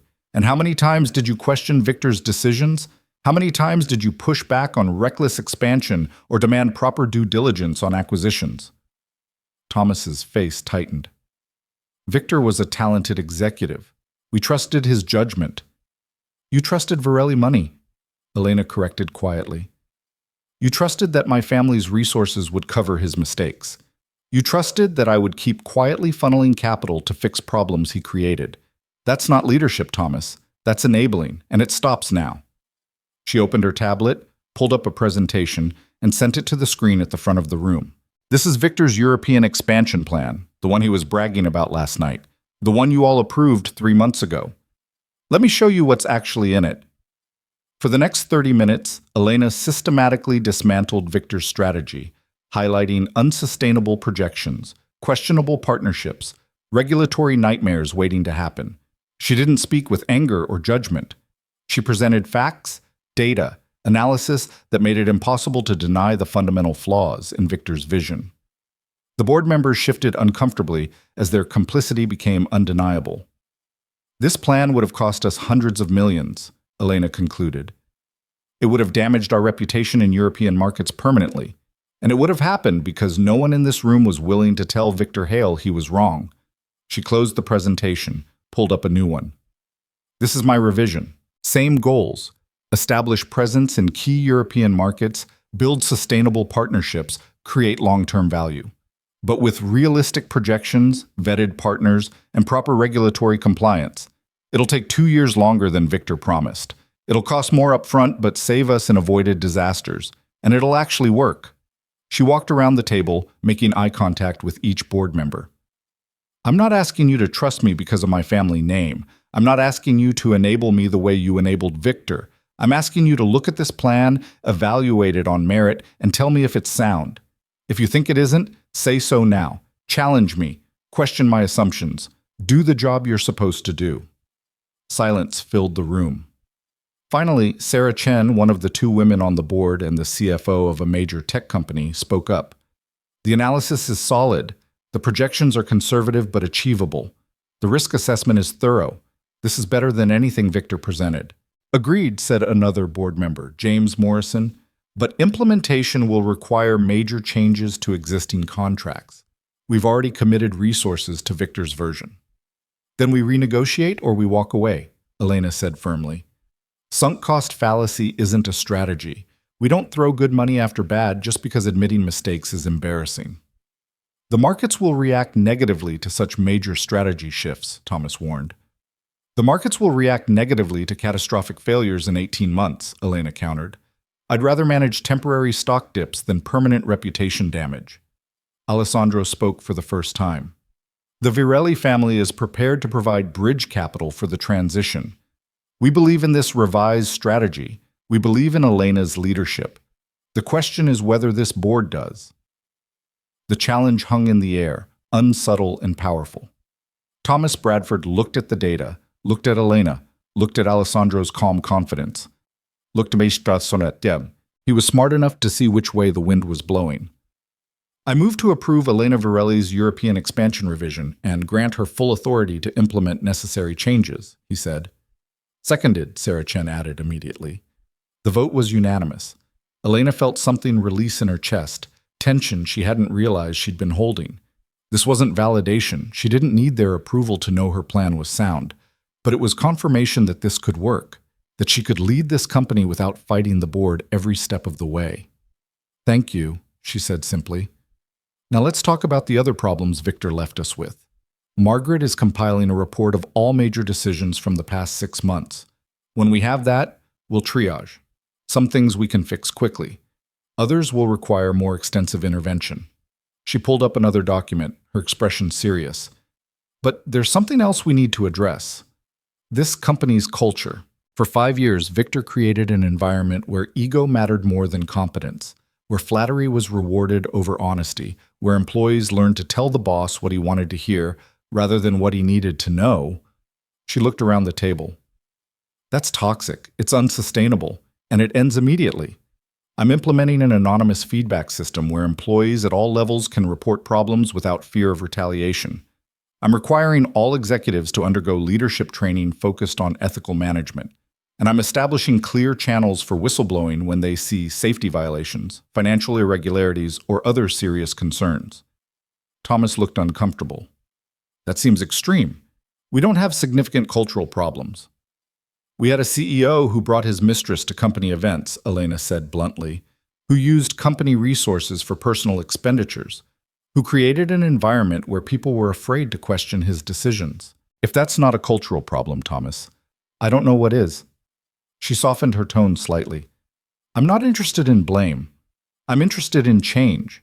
Everyone in this room enabled Victor's behavior to some degree, myself included, but we have an opportunity now to build something better, to create a company culture based on integrity, competence, and actual results rather than performance and ego. Sarah Chen nodded slowly. I support these initiatives. When can we see detailed implementation plans? End of the week, Elena said. I'll have my team prepare comprehensive proposals for board review. Your team? James Morrison asked. You've been CEO for less than 12 hours. Elena smiled slightly. I've been preparing for this for 3 years. I know exactly who I want in key positions. People Victor overlooked because they weren't good at flattering him. People with actual expertise who've been frustrated by incompetent leadership. People who want to build something real. She glanced at her watch. We've covered the essential items. Unless there are other urgent concerns, I suggest we adjourn. I have about 50 other fires to put out today. The board members began gathering their materials, some still looking skeptical, others cautiously optimistic, all of them recalculating their positions in this new reality.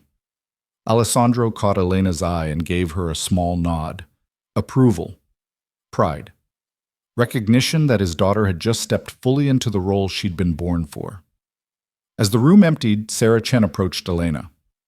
That was masterful, she said quietly. The way you handled Thomas's skepticism, the way you presented your plan, the way you established authority without being aggressive. I've been in boardrooms for 20 years, and I've never seen a new CEO command a room like that. Thank you, Elena said. I had good teachers. Your father? And 5 years of watching Victor do everything wrong, Elena said with a slight smile. Sometimes the best education is seeing what not to do. Sarah laughed. Well, for what it's worth, I'm glad you're here. This company needs someone who actually cares about more than stock prices and magazine covers. She left, and Elena stood alone in the conference room looking out at Manhattan through floor-to-ceiling windows. Somewhere in this city, Victor was waking up to his new reality. No company, no penthouse, no mistress, no identity beyond the ruins of his own arrogance. Elena felt no triumph, no satisfaction in his destruction, just profound exhaustion and the heavy weight of responsibility for 3,000 employees whose lives depended on her making the right decisions. Her phone buzzed. Margaret. Ms. Varelli, there's a situation in the lobby. Security needs your authorization. Elena's stomach dropped. What kind of situation?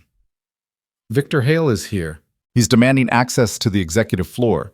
He says he still has every right to be in this building. Of course he did. Of course he couldn't accept that it was over. Tell security to escort him out, Elena said firmly. He has no access privileges as of last night. If he refuses to leave, they're authorized to call the police. Understood. Also, there are reporters gathering outside. They're requesting a statement about the transition. Elena closed her eyes, gathered herself. Schedule a press conference for this afternoon, 4 p.m., main auditorium. And Margaret, get me the head of HR, the general counsel, and the VP of communications. I need to meet with them immediately. Right away. Elena walked out of the conference room into her new reality. CEO of a major corporation, target of media scrutiny, subject of public fascination, and somewhere 40 stories below, her ex-husband was being removed from the building he'd thought he owned, learning in the most visceral way possible that power borrowed is not power earned. She didn't watch him leave. She had work to do, a company to fix, a culture to change, a future to build from the ashes of a marriage that should never have been. And as Elena Varelli sat down at the desk that had been Victor's, surrounded by his ego wall and his pretensions, she began the systematic process of tearing it all down and building something real in its place. The quiet woman was done being quiet. The invisible wife had stepped fully into visibility.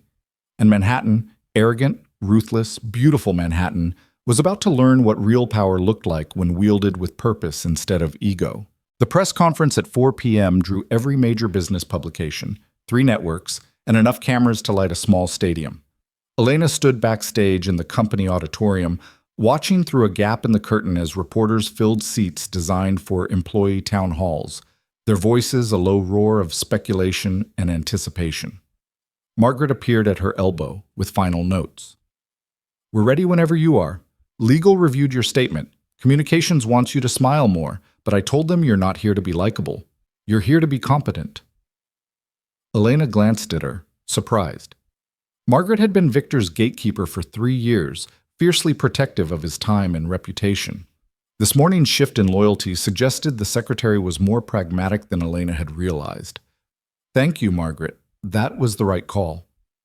For what it's worth, Margaret said quietly, I knew about Natasha, about the others before her. I knew, and I said nothing because speaking up would have cost me my job.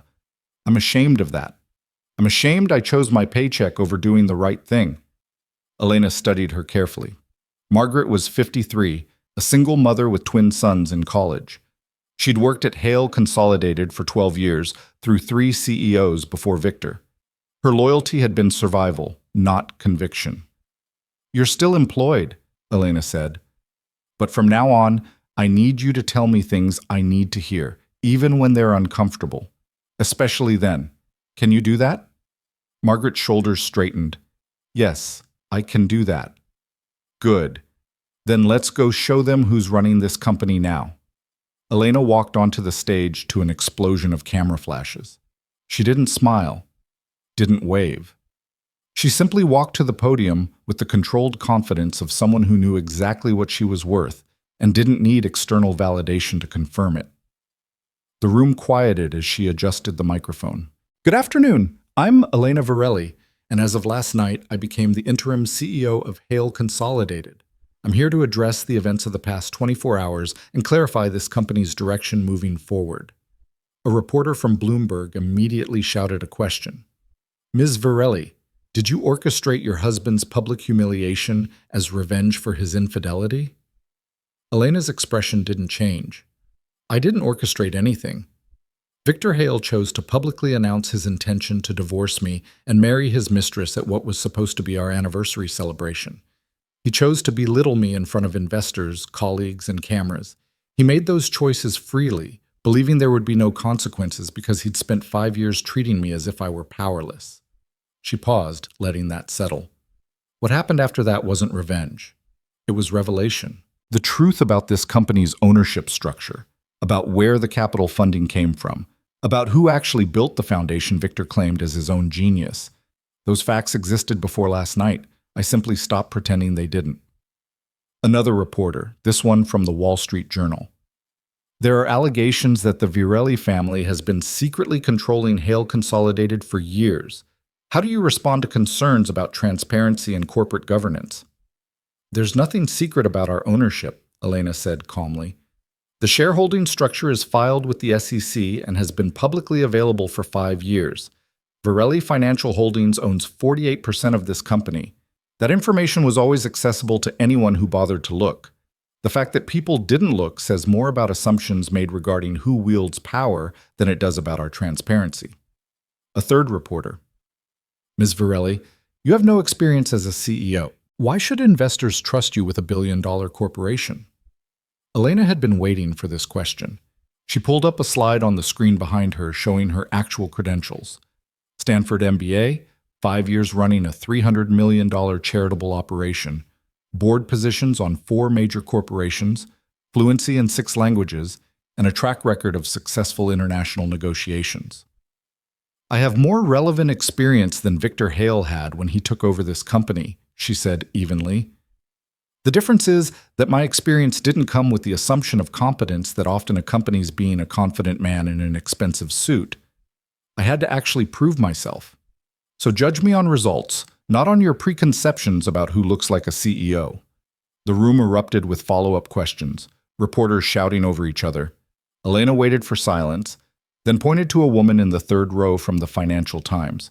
What's your response to Victor Hale's statement this morning that you've stolen his life's work and destroyed a successful company out of spite? Elena felt her jaw tighten, but kept her voice measured. Victor issued a statement? Yes. About an hour ago.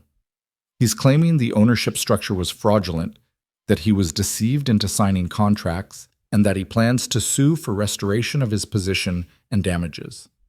Of course he was. Of course Victor couldn't accept responsibility, couldn't acknowledge his own failures, couldn't see past his wounded ego to the reality of what he'd done. "Victor Hale is welcome to pursue legal action," Elena said coolly. "Our legal team will be happy to present every contract he signed, every document he reviewed, every filing that clearly showed the ownership structure. We have 5 years of evidence demonstrating that he understood exactly what he was signing. His selective amnesia now doesn't change legal facts." She leaned forward slightly, her voice hardening. "Let me be absolutely clear. Victor Hale was CEO of this company for 5 years. In that time, he made numerous strategic errors that have cost shareholders value, employees their peace of mind, and our reputation significant damage. He ran this company like his personal kingdom, surrounded himself with yes men, and made decisions based on ego rather than analysis. That's not my assessment. That's documented in board meeting minutes, employee complaints, and financial performance relative to industry benchmarks." The reporters scribbled furiously. Cameras captured every word. "My job now is to fix what he broke," Elena continued, "to rebuild relationships he damaged, to refocus this company on sustainable growth rather than flashy headlines, to create a culture where competence matters more than confidence, where results matter more than rhetoric." She straightened, signaling the conference was ending. "I'll take one more question." A young reporter from a tech publication raised her hand. "Ms. Varelli, what do you say to people who see this as a fairy tale revenge story? The underestimated wife taking down her arrogant husband?" Elena considered the question carefully. "I'd say that framing diminishes what actually happened," she said quietly. "This isn't a fairy tale. This is what happens when someone mistakes kindness for weakness, silence for stupidity, and patience for powerlessness. This is what happens when a man builds his entire identity on a foundation he doesn't own and can't sustain. This is what happens when arrogance meets consequence." She paused. "But more importantly, this isn't about Victor anymore. It's about 3,000 employees who deserve competent leadership. It's about investors who deserve honest stewardship. It's about building something that matters beyond one person's ego. Victor made this about him. I'm making it about them." She stepped away from the podium to a cacophony of shouted questions. Her communications director, David Park, intercepted her backstage. "That was perfect," he said, walking quickly beside her toward the executive elevator. "Firm without being vindictive, confident without being arrogant. The clips are going to play well." "I don't care how they play," Elena said. "I care that they're true." David smiled slightly. "That's why they'll play well." Back in the executive suite, Elena found her leadership team already assembled in the main conference room. She'd spent the morning identifying who she wanted in key positions, not Victor's loyalist who'd enabled his worst impulses, but competent professionals who'd been overlooked or sidelined. Rachel Torres, VP of Operations, who'd been pushing for safety improvements Victor ignored. James Kim, Head of European Partnerships, who'd warned against the aggressive expansion. Linda Okonkwo, Chief Technology Officer, who'd been fighting for infrastructure investments instead of flashy but unstable new ventures. Michael Reeves, HR Director, who documented dozens of complaints about executive behavior that had been filed away and forgotten. These were the people who'd been right while Victor was busy being confident. These were the people Elena was betting the company's future on. "All right," she said, sitting at the head of the table. "We have 6 months to demonstrate that this transition isn't chaos. 6 months before quarterly earnings, before investor confidence either stabilizes or collapses. 6 months to turn the ship around. Tell me what you need." Rachel spoke first. "Authority to implement the safety protocols I've been recommending for 2 years. 3 manufacturing facilities have violations that could shut us down if OSHA decides to look closely. Victor kept putting off the fixes because they'd cost $2 million and hurt quarterly numbers." "Approved," Elena said immediately. "Schedule the work. I don't care about the cost. We're not risking lives for stock prices." James leaned forward. "I need to renegotiate the European contracts. Half of them are with firms that won't exist in 18 months. Victor chose partners based on who flattered him at conferences, not on due diligence. We're about to invest hundreds of millions into partnerships that will collapse." "Start the renegotiations today," Elena said. "Pull out of any deal that doesn't meet our standards. I'd rather have fewer partnerships that work than dozens that fail spectacularly." Linda adjusted her glasses. The entire IT infrastructure is held together with duct tape and hope. Victor refused to invest in upgrades because they weren't sexy, but we're one major cyber attack away from catastrophic data loss. I need $20 million in 6 months to overhaul our systems. Elena didn't hesitate. You have it. Make us secure. Michael cleared his throat. The HR complaints are worse than you know. Sexual harassment claims that were settled with NDAs and money instead of accountability. Discrimination complaints that were dismissed. Toxic managers who were protected because they hit their numbers. We have a culture problem that goes deeper than Victor. It's systemic. Then we rebuild the system, Elena said firmly. I want a complete audit of every complaint filed in the past 3 years. I want investigations into every settlement. And I want clear policies going forward. Harassment gets you fired. Discrimination gets you fired. Toxic behavior gets you fired, regardless of how much money you make the company. She looked around the table. We're going to lose some high performers, she continued. Some people who are technically good at their jobs but terrible at being human beings. And that's fine. I'd rather have a company of decent people doing good work than brilliant assholes making us money while destroying employee morale. Rachel nodded slowly. That's going to be controversial. The board will push back. The board approved my authority this morning, Elena said. And if they change their minds, I'll remind them that Varelli Financial Holdings controls enough votes to replace every single one of them.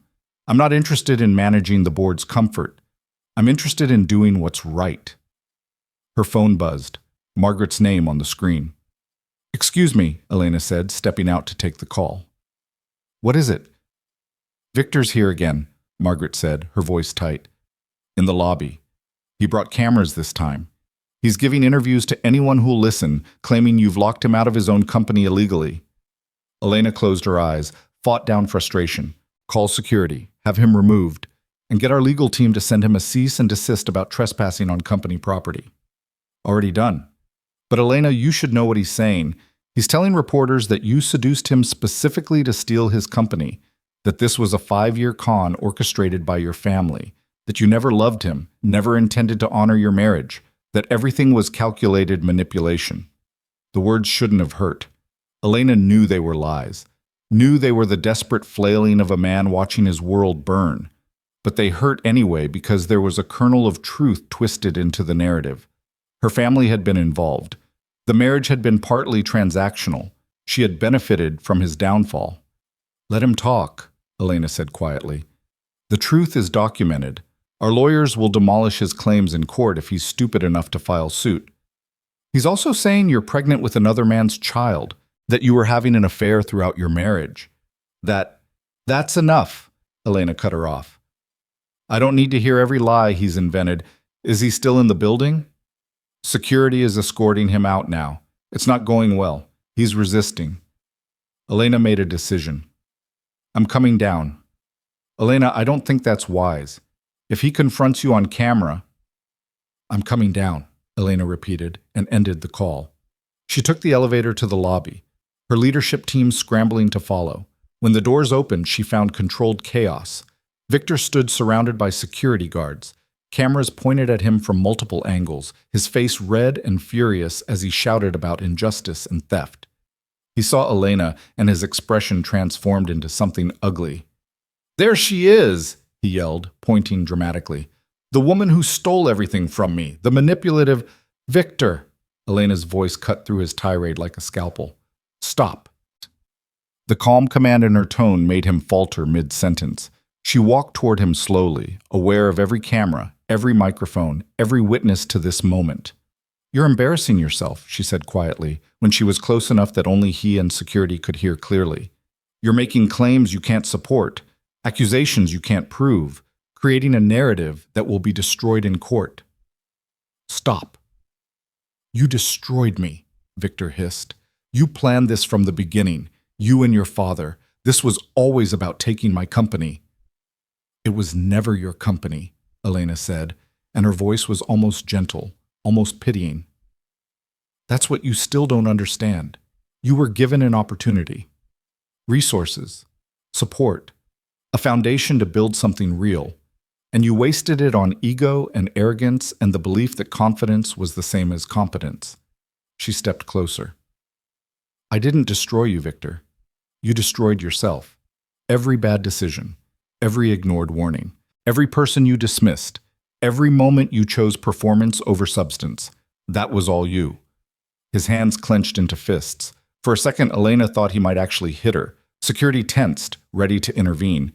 But Victor just stood there, shaking with rage and humiliation and the crushing weight of his own failures. I loved you, he said, and his voice cracked. I gave you everything. The lie was so enormous, so disconnected from reality, that Elena almost laughed. You gave me nothing, she said quietly. You took. You diminished. You made me small so you could feel big. You called me stupid so you could feel smart. You erased me so thoroughly that for 5 years I barely recognized myself. She held his gaze. But I'm grateful, Victor, because your cruelty taught me exactly who you were. Your arrogance showed me what you valued. Your public humiliation gave me permission to stop protecting you from yourself. She turned to security. Escort Mr. Hale from the building. If he returns, call the police and have him arrested for trespassing.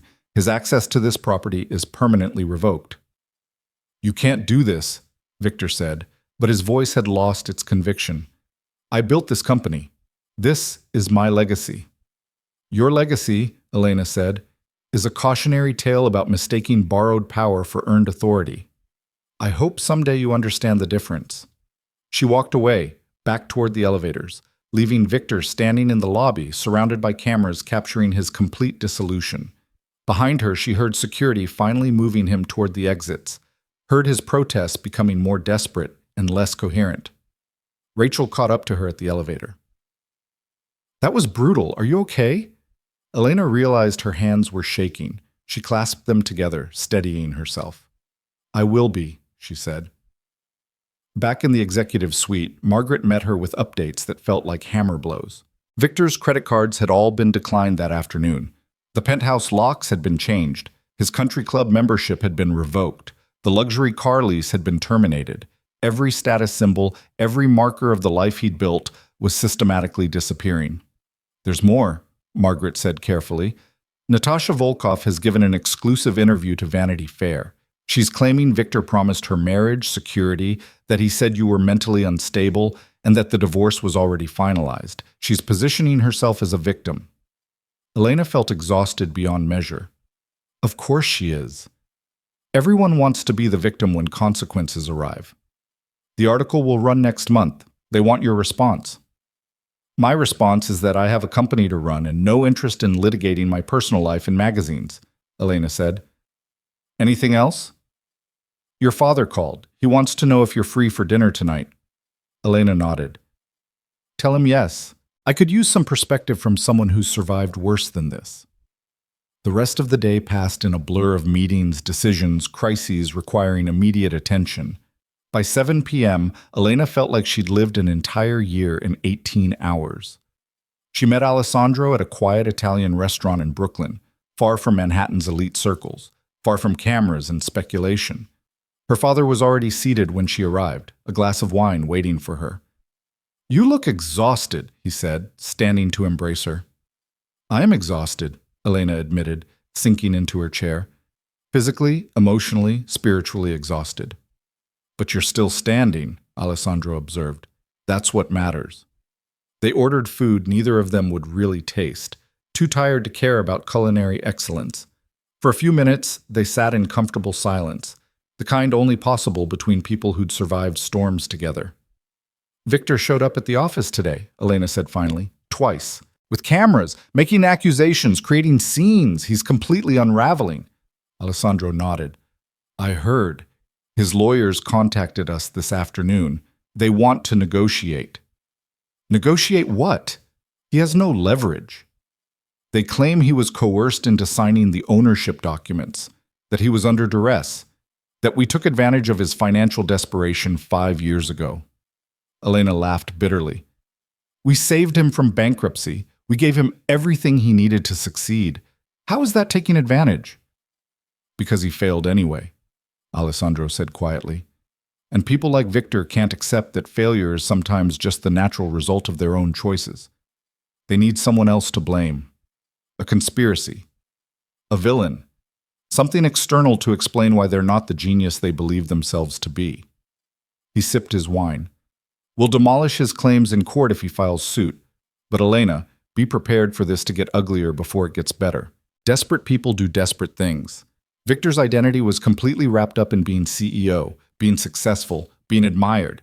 You've stripped all that away. He's going to lash out in whatever ways he can. I know, Elena said.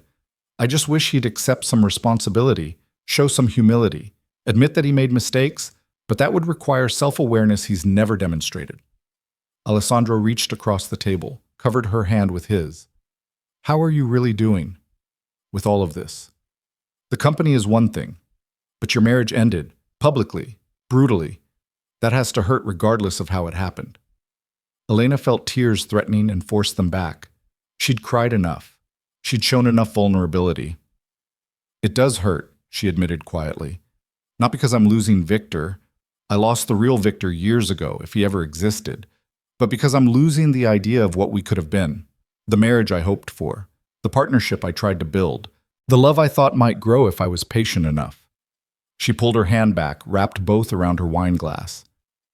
I feel foolish, she continued, for believing, for trying, for giving 5 years to someone who couldn't see my worth because he was too busy admiring his own reflection. You're not foolish, Alessandro said firmly. You're generous. You gave someone a chance when they didn't deserve it. You showed grace when cruelty would have been easier. You tried to build something real with someone who only understood performance. That's not weakness, Elena. That's strength. It doesn't feel like strength, she said. It feels like failure. Because you're measuring yourself by whether you could change him, Alessandro said. But some people don't want to change. Some people are so committed to their own mythology that anything challenging it must be destroyed. That's not your failure. That's his. The food arrived. They ate mechanically, neither tasting much. What happens now? Elena asked after a while. With Victor, I mean. Where does he go from here? Alessandro shrugged. That depends on the choices he makes. If he accepts the severance package, cooperates with the transition, signs the divorce papers without contest, he'll walk away with enough money to be comfortable. Not wealthy by his recent standards, but secure. He could rebuild, start over, learn from this. But you don't think he will? I think he'll fight, Alessandro said. I think he'll hire expensive lawyers he can't afford. I think he'll contest everything, drag this out, spend whatever money he has left, trying to prove he was wronged. I think he'll waste years of his life trying to reclaim something that was never his in the first place. He met her eyes. And I think watching that happen will hurt you. Because despite everything, you still have compassion for him. You still remember who you hoped he could be. That's who you are, Elena. That's your gift and your burden. They finished dinner in contemplative silence. Alessandro paid the bill, walked Elena to her car, hugged her tightly before she left. I'm proud of you, he said, for everything, for today, for these 5 years, for knowing when to be patient and when to be powerful. Your mother would be proud too. The mention of her mother, dead now for 3 years, nearly broke Elena's composure. She blinked back tears, nodded, couldn't trust her voice to respond. She drove back to Manhattan through the Brooklyn Bridge, watching the city lights reflected in dark water, thinking about power and pride and the price of both. When she got back to the penthouse, she found it had been transformed while she was gone. Victor's belongings were boxed, staged in the foyer for movers to collect tomorrow. His clothes, his books, his awards, his ego wall memorabilia, all of it packed away like he'd never existed here. The apartment felt larger without his presence, emptier but somehow more breathable. Elena walked through rooms that were slowly becoming just hers, thinking about what she'd build in this space now that she wasn't shrinking to accommodate someone else's ego. Her phone buzzed, a text from an unknown number. I hope you're satisfied. You've destroyed a good man and stolen his life's work. History will remember you as a vindictive woman who couldn't handle her husband's success. Anonymous. She deleted it without responding. Another text. This one from Marcus Hale. I tried to talk to Victor today. He wouldn't listen. He's hired lawyers to contest the ownership structure. He's going to lose everything fighting this. I don't know how to stop him. I'm sorry, Elena. For all of it. She set down her phone, poured herself a glass of water, stood at the window looking out at Manhattan's glittering expanse. Somewhere in this city, Victor was plotting his comeback, constructing narratives of victimhood, convincing himself he'd been wronged rather than held accountable. Somewhere else, Natasha was giving interviews, repositioning herself as a sympathetic figure rather than a calculated opportunist. And throughout Manhattan's elite circles, people were recalculating their allegiances, their relationships, their assumptions about who held power and how it should be treated. But Elena Varelli stood in her apartment, just hers now, and felt something unexpected. Not triumph, not satisfaction, just bone-deep exhaustion mixed with quiet determination. Tomorrow she'd wake up and run a company. She'd make decisions affecting thousands of lives. She'd face more challenges, more accusations, more attempts to undermine her authority. But tonight, for the first time in 5 years, she went to bed in a home that was entirely her own, answerable only to her own expectations, free from the constant weight of trying to be small enough for someone who could never be big enough to deserve her. And in the morning, when the sun rose over Manhattan and Elena Varelli began her second day as CEO, the world would continue learning what it meant to underestimate a woman who'd spent 5 years preparing for the moment everyone else thought was her beginning. It wasn't a beginning, it was a reckoning. And it had only just started. 3 years passed like seasons changing, gradually at first, then suddenly, until the landscape looked nothing like it had before. Elena stood in the same conference room where she'd first addressed the board as interim CEO, but everything else had transformed. The table was the same. The windows still framed Manhattan's skyline. But the people seated around her were different. The company was different.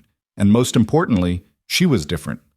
Rachel Torres was presenting quarterly results, her voice confident as she walked through numbers that told a story of sustainable growth. 23% increase in revenue. Employee satisfaction scores up 42%. Safety incidents down to near zero. The European expansion, restructured and properly executed, was generating steady returns instead of spectacular failures. The manufacturing facility in Prague just passed its third consecutive safety audit with perfect scores, Rachel said, pulling up images of smiling workers and updated facilities. The infrastructure investments we made in year one are paying dividends. Productivity is up, turnover is down, and we're actually attracting top talent instead of losing it. Sarah Chen, still on the board and now its chair, nodded approvingly. This is what sustainable success looks like. Not flashy headlines, but solid fundamentals, actual value creation. Elena listened with quiet satisfaction. This was what she'd envisioned 3 years ago when she'd stood in this room for the first time, exhausted and determined, promising to fix what Victor had broken. The company had a different name now, Varelli Hale Industries, honoring both her family's investment and the legacy Marcus Hale had built before his son had nearly destroyed it. The rebranding had been Marcus's idea, a gesture toward healing and acknowledgement of complicated histories. Marcus himself sat in the back of the room, no longer on the board but present as an advisor. He'd aged visibly in 3 years, the weight of his son's choices etched into the lines of his face. But there was peace there too, acceptance of things he couldn't change and pride in what Elena had built from the ruins. Final item, Elena said as the meeting wound down. I'm officially stepping down as CEO effective next quarter. The room went silent. Rachel's presentation froze mid-slide. What? James Kim asked, speaking for everyone. Why? The company is thriving. You've exceeded every metric. The board supports you completely. Elena smiled gently. I know. And that's exactly why this is the right time. I never intended to be CEO permanently. I took this role to stabilize the company, to redirect its trajectory, to build something sustainable. That work is done. Now the company needs someone who wants this job long-term, someone passionate about corporate leadership in a way I've never been. She pulled up a slide showing her recommendation. Linda Okonkwo, the CTO who'd transformed their entire technological infrastructure, who'd proven herself brilliant, ethical, and deeply committed to the company's mission. Linda has my complete confidence and my full support. She understands this company inside and out. She's earned the respect of every department. And most importantly, she actually wants to lead this organization into its next phase. Linda, seated at the far end of the table, looked stunned.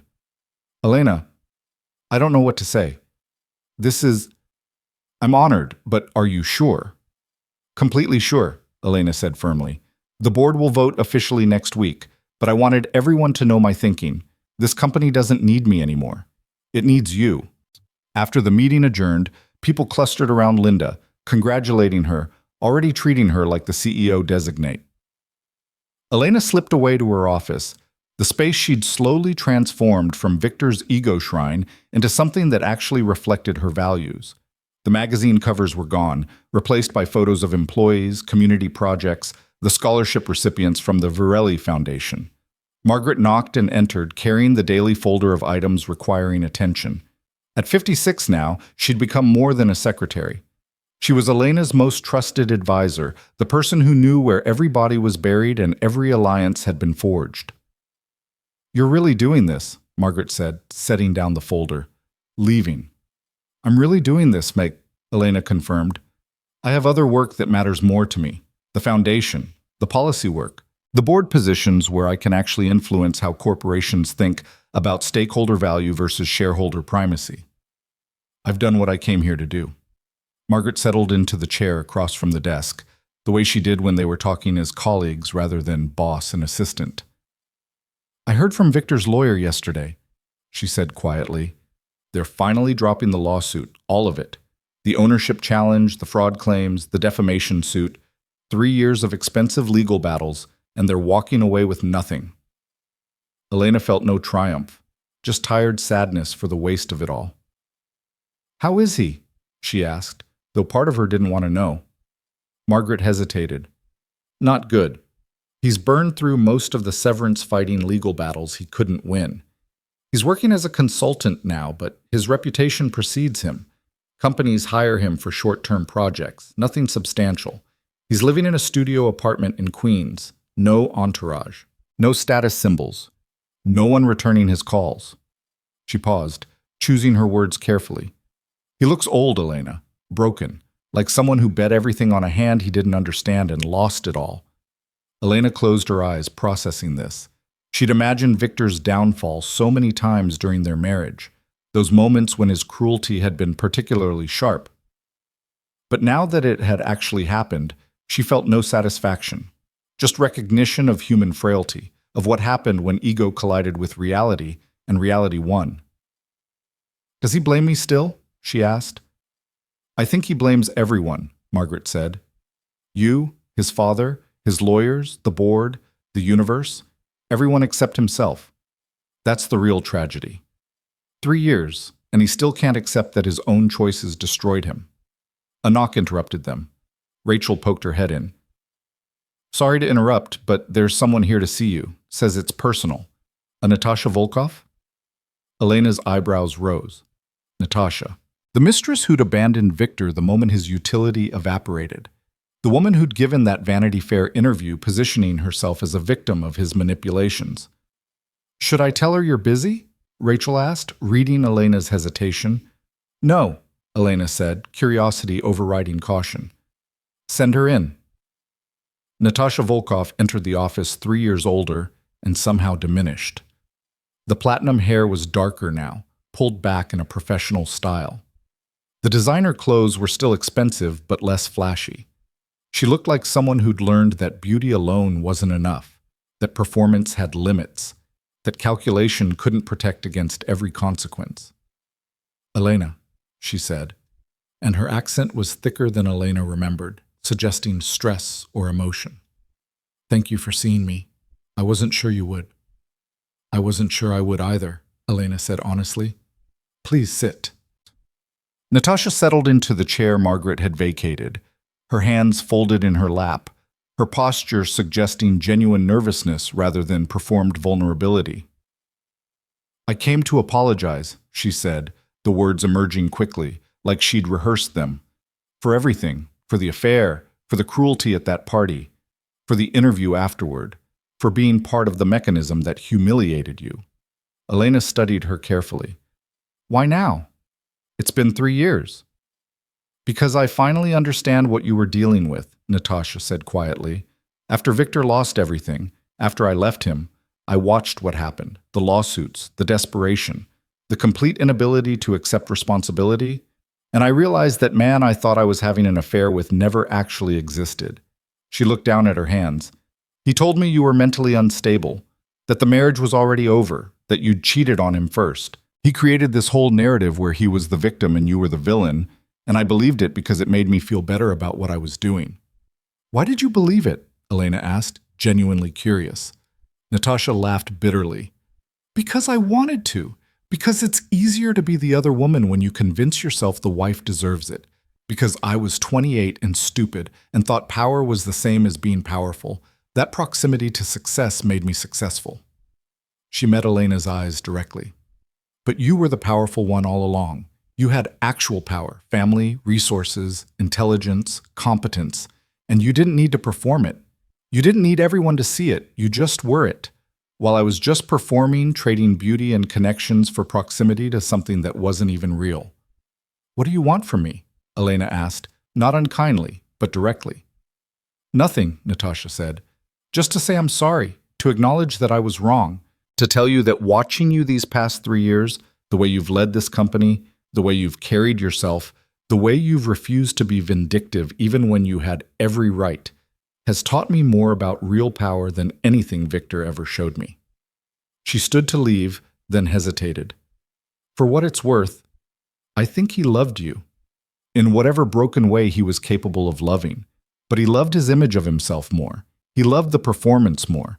And when you threatened that performance by being actually competent, actually powerful, actually everything he pretended to be, he had to destroy you because he couldn't face what you represented. What did I represent? Elena asked. The truth, Natasha said simply. That he was ordinary, that his success was borrowed, that confidence without competence is just noise.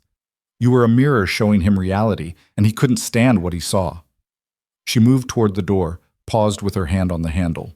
I'm engaged now, she said, to a teacher. He makes $60,000 a year and thinks I'm brilliant because I speak 5 languages. He has no money, no status, nothing Victor would have valued, but he sees me, really sees me.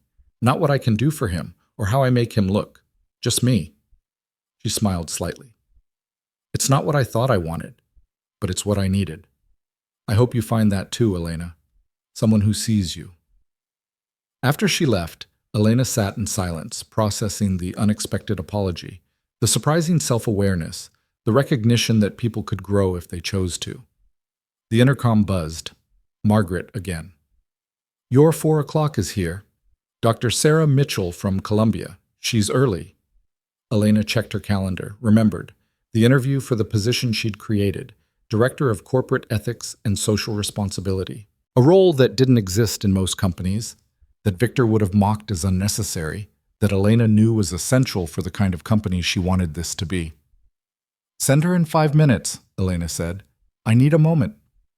She stood, walked to the window, looked out at Manhattan stretching endlessly in every direction. Somewhere in this city, Victor was struggling with the consequences of his own choices, unable or unwilling to take responsibility. Somewhere else, Natasha was planning a wedding to a teacher, learning that real value had nothing to do with net worth. And throughout these buildings, these streets, these millions of lives intersecting, people were making choices that would define their futures. Elena had made hers 3 years ago when she'd stopped protecting Victor from himself. And in the 3 years since, she'd built something that mattered.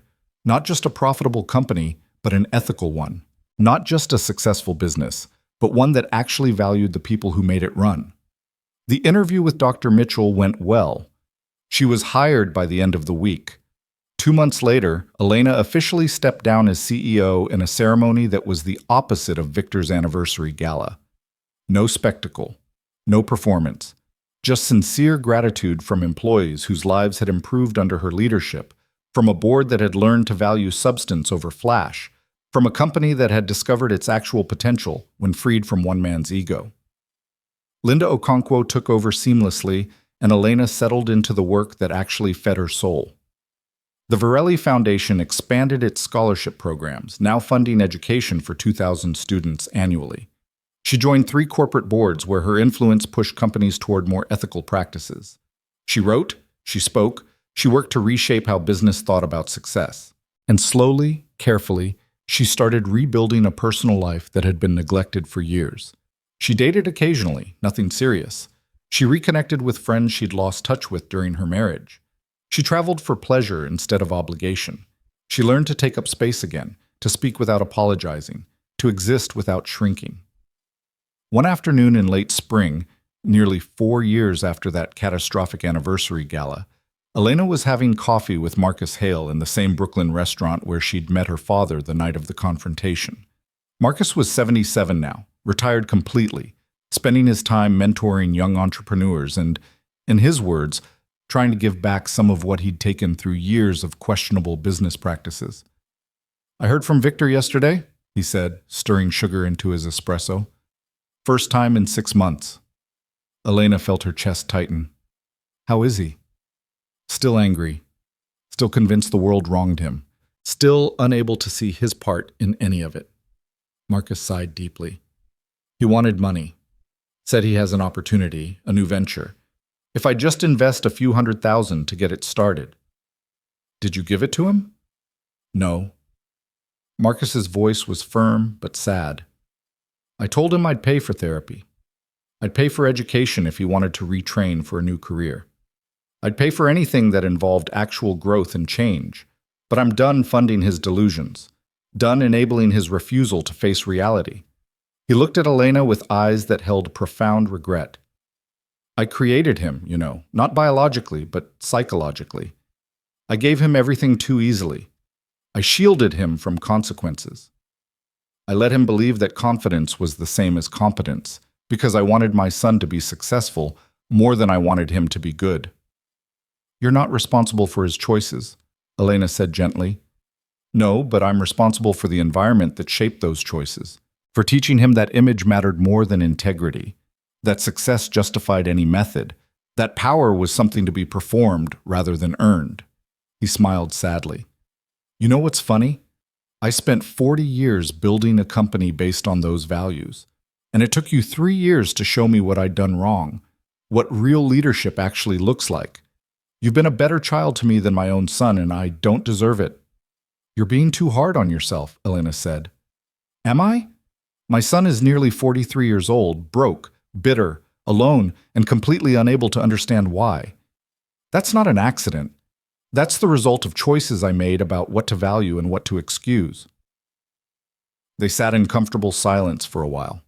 Two people connected by complicated history, by shared pain, by the understanding that family was sometimes the people who showed up rather than the people who shared your blood. "I'm thinking of writing a book," Marcus said suddenly, "about everything I did wrong, every mistake, every shortcut, every time I chose profit over people or image over integrity. I want to warn other business leaders, other parents, about what happens when you build on the wrong foundations."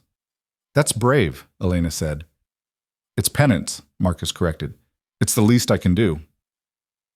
6 months later, Elena received an invitation to speak at a business ethics conference at Harvard. The topic? Power, responsibility, and the cost of ego in corporate leadership. She almost declined, not sure she wanted to relive those years publicly, but something made her accept. The auditorium was packed. Business students, young professionals, established executives, all there to hear the woman who'd become something of a legend in certain circles. The quiet wife who'd been hiding in plain sight. The heiress who'd rebuilt a company while refusing to be vindictive. The leader who'd proven that competence and ethics weren't mutually exclusive. Elena stood at the podium, looking out at hundreds of faces, and began to speak.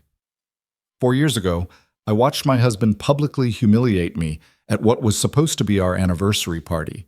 He announced his intention to divorce me, flaunted his mistress, and told a room full of powerful people that I was nothing, worthless, a mistake he was correcting."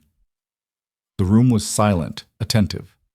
He said those things because he genuinely believed them, because in 5 years of marriage, he'd never bothered to learn who I actually was, what I was capable of, where I came from. He saw what he wanted to see, a quiet woman who wouldn't interfere with his performance of power. She paused, let that settle. "But here's what I learned from that experience, and from the 4 years since. Real power doesn't announce itself. Real wealth doesn't need performance. Real leadership doesn't require constant validation from people who don't matter." She clicked to a slide showing employee satisfaction scores, safety improvements, sustainable growth metrics. When I took over the company my husband nearly destroyed, I had a choice. I could run it the way he did, ego-driven, focused on headlines and quarterly stock prices, treating employees as expendable resources. Or I could build something different, something based on the radical idea that corporations could be both profitable and ethical, both successful and humane. Another slide. Photos of employees, scholarship recipients, communities impacted by the company's improved practices. We proved it's possible. We proved that investing in safety doesn't destroy profits, that treating employees well improves productivity, that sustainable practices create long-term value. We proved all the things business schools teach but corporations often ignore, that stakeholder capitalism actually works when you commit to it. She advanced to the final slide. A quote from her mother, dead now for 7 years, but still influencing everything Elena did. My mother used to say that power reveals character. It doesn't create it. When you give someone power, you don't change who they are. You just show who they've always been, but with the resources to make it visible. Elena looked out at the audience. My ex-husband had power, and it revealed that he was arrogant, cruel, unable to value anything he couldn't control or claim credit for. But power also revealed what I was, someone committed to building rather than destroying, to protecting rather than dominating, to using resources to create value for everyone instead of extracting it for myself. She leaned forward slightly, her voice intensifying. So my challenge to all of you, future leaders, current executives, people who will make decisions affecting thousands of lives, is this. What will power reveal about you? When you have resources, authority, control over other people's livelihoods, what will you choose to do with it? The applause started before she finished, growing louder as she stepped back from the podium. Questions followed, thoughtful and engaged, from students hungry for alternatives to the destructive corporate cultures they feared inheriting. Afterward, as Elena was gathering her materials, a young woman approached, 23, maybe 24, wearing a business suit that looked borrowed or bought secondhand. Ms. Varelli, I just wanted to thank you. My mother has worked for your company for 15 years. She's in manufacturing. The safety improvements you implemented, the equipment upgrades, the training programs, she says it saved her life. There was an equipment malfunction last year that would have been catastrophic under the old systems, but the new safeguards caught it. The young woman's eyes filled with tears.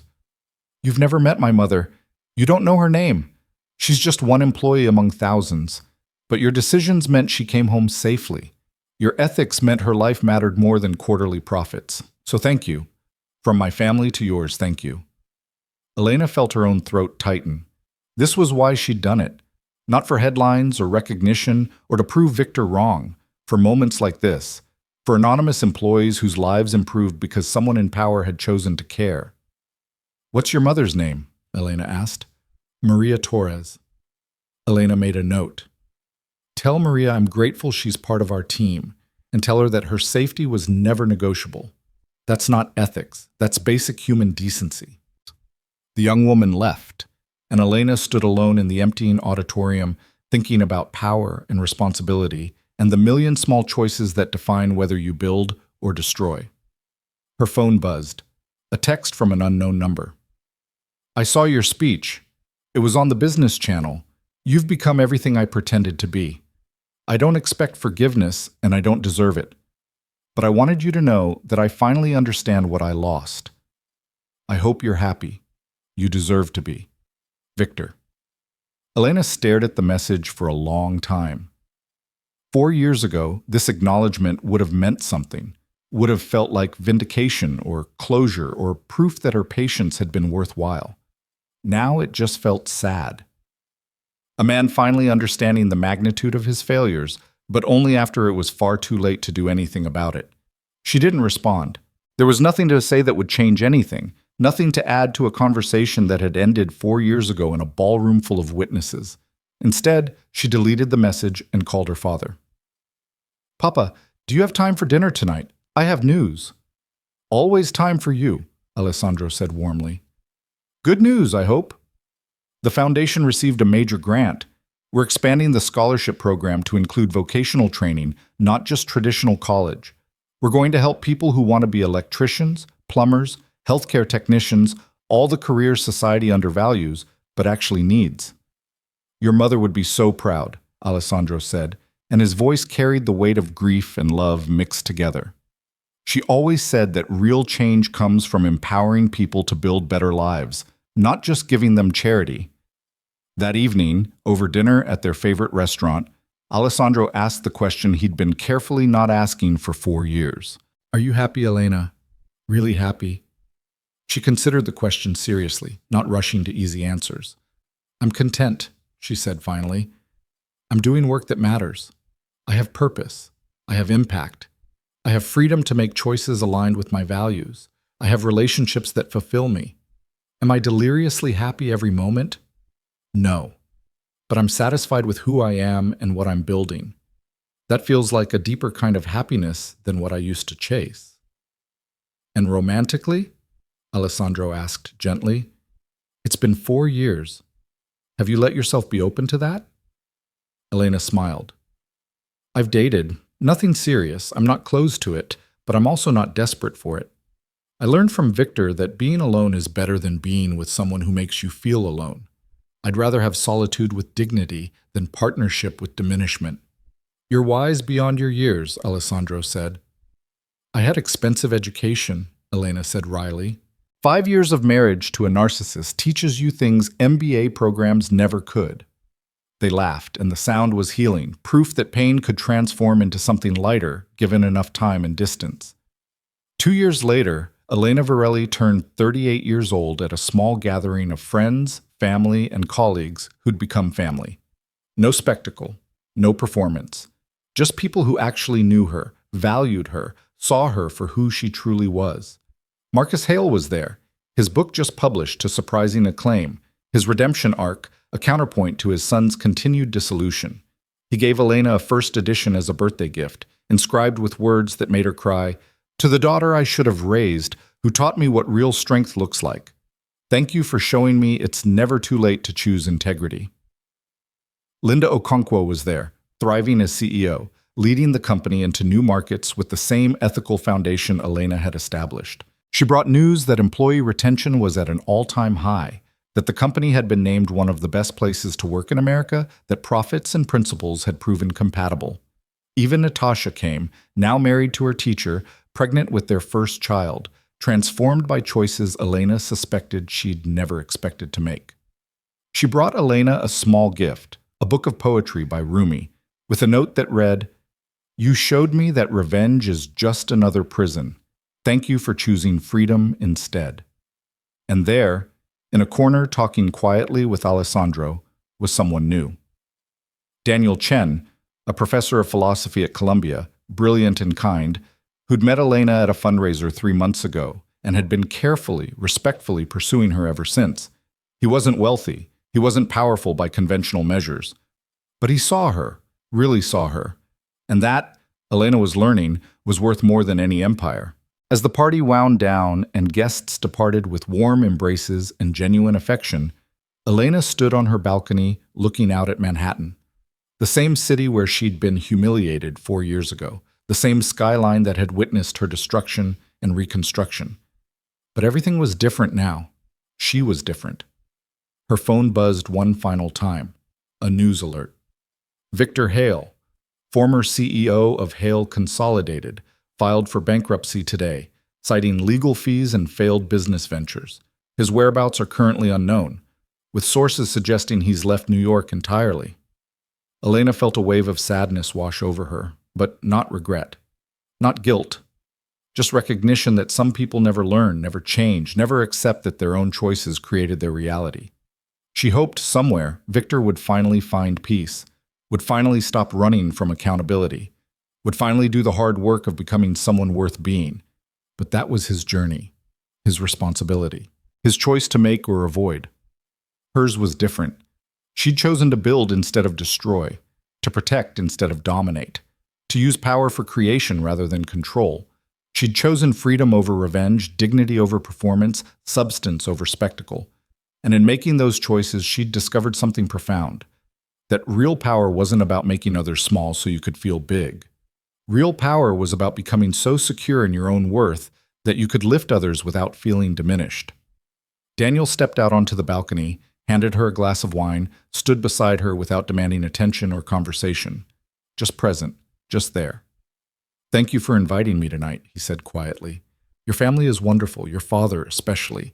He told me stories about your mother. She sounds remarkable." "She was," Elena said. "She taught me everything that matters."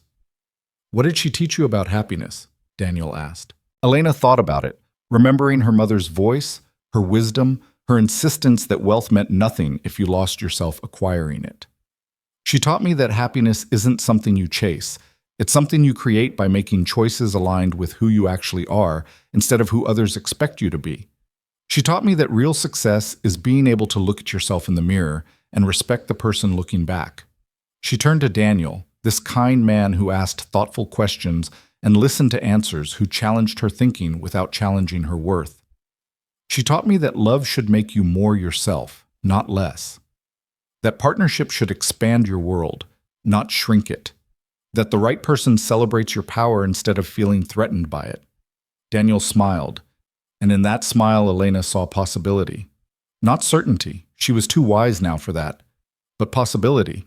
The chance to build something real with someone who saw her completely and wasn't afraid of what he saw. "Your mother was very wise," he said. "She was," Elena agreed. "I wish you could have met her." They stood in comfortable silence, watching Manhattan pulse with light and life.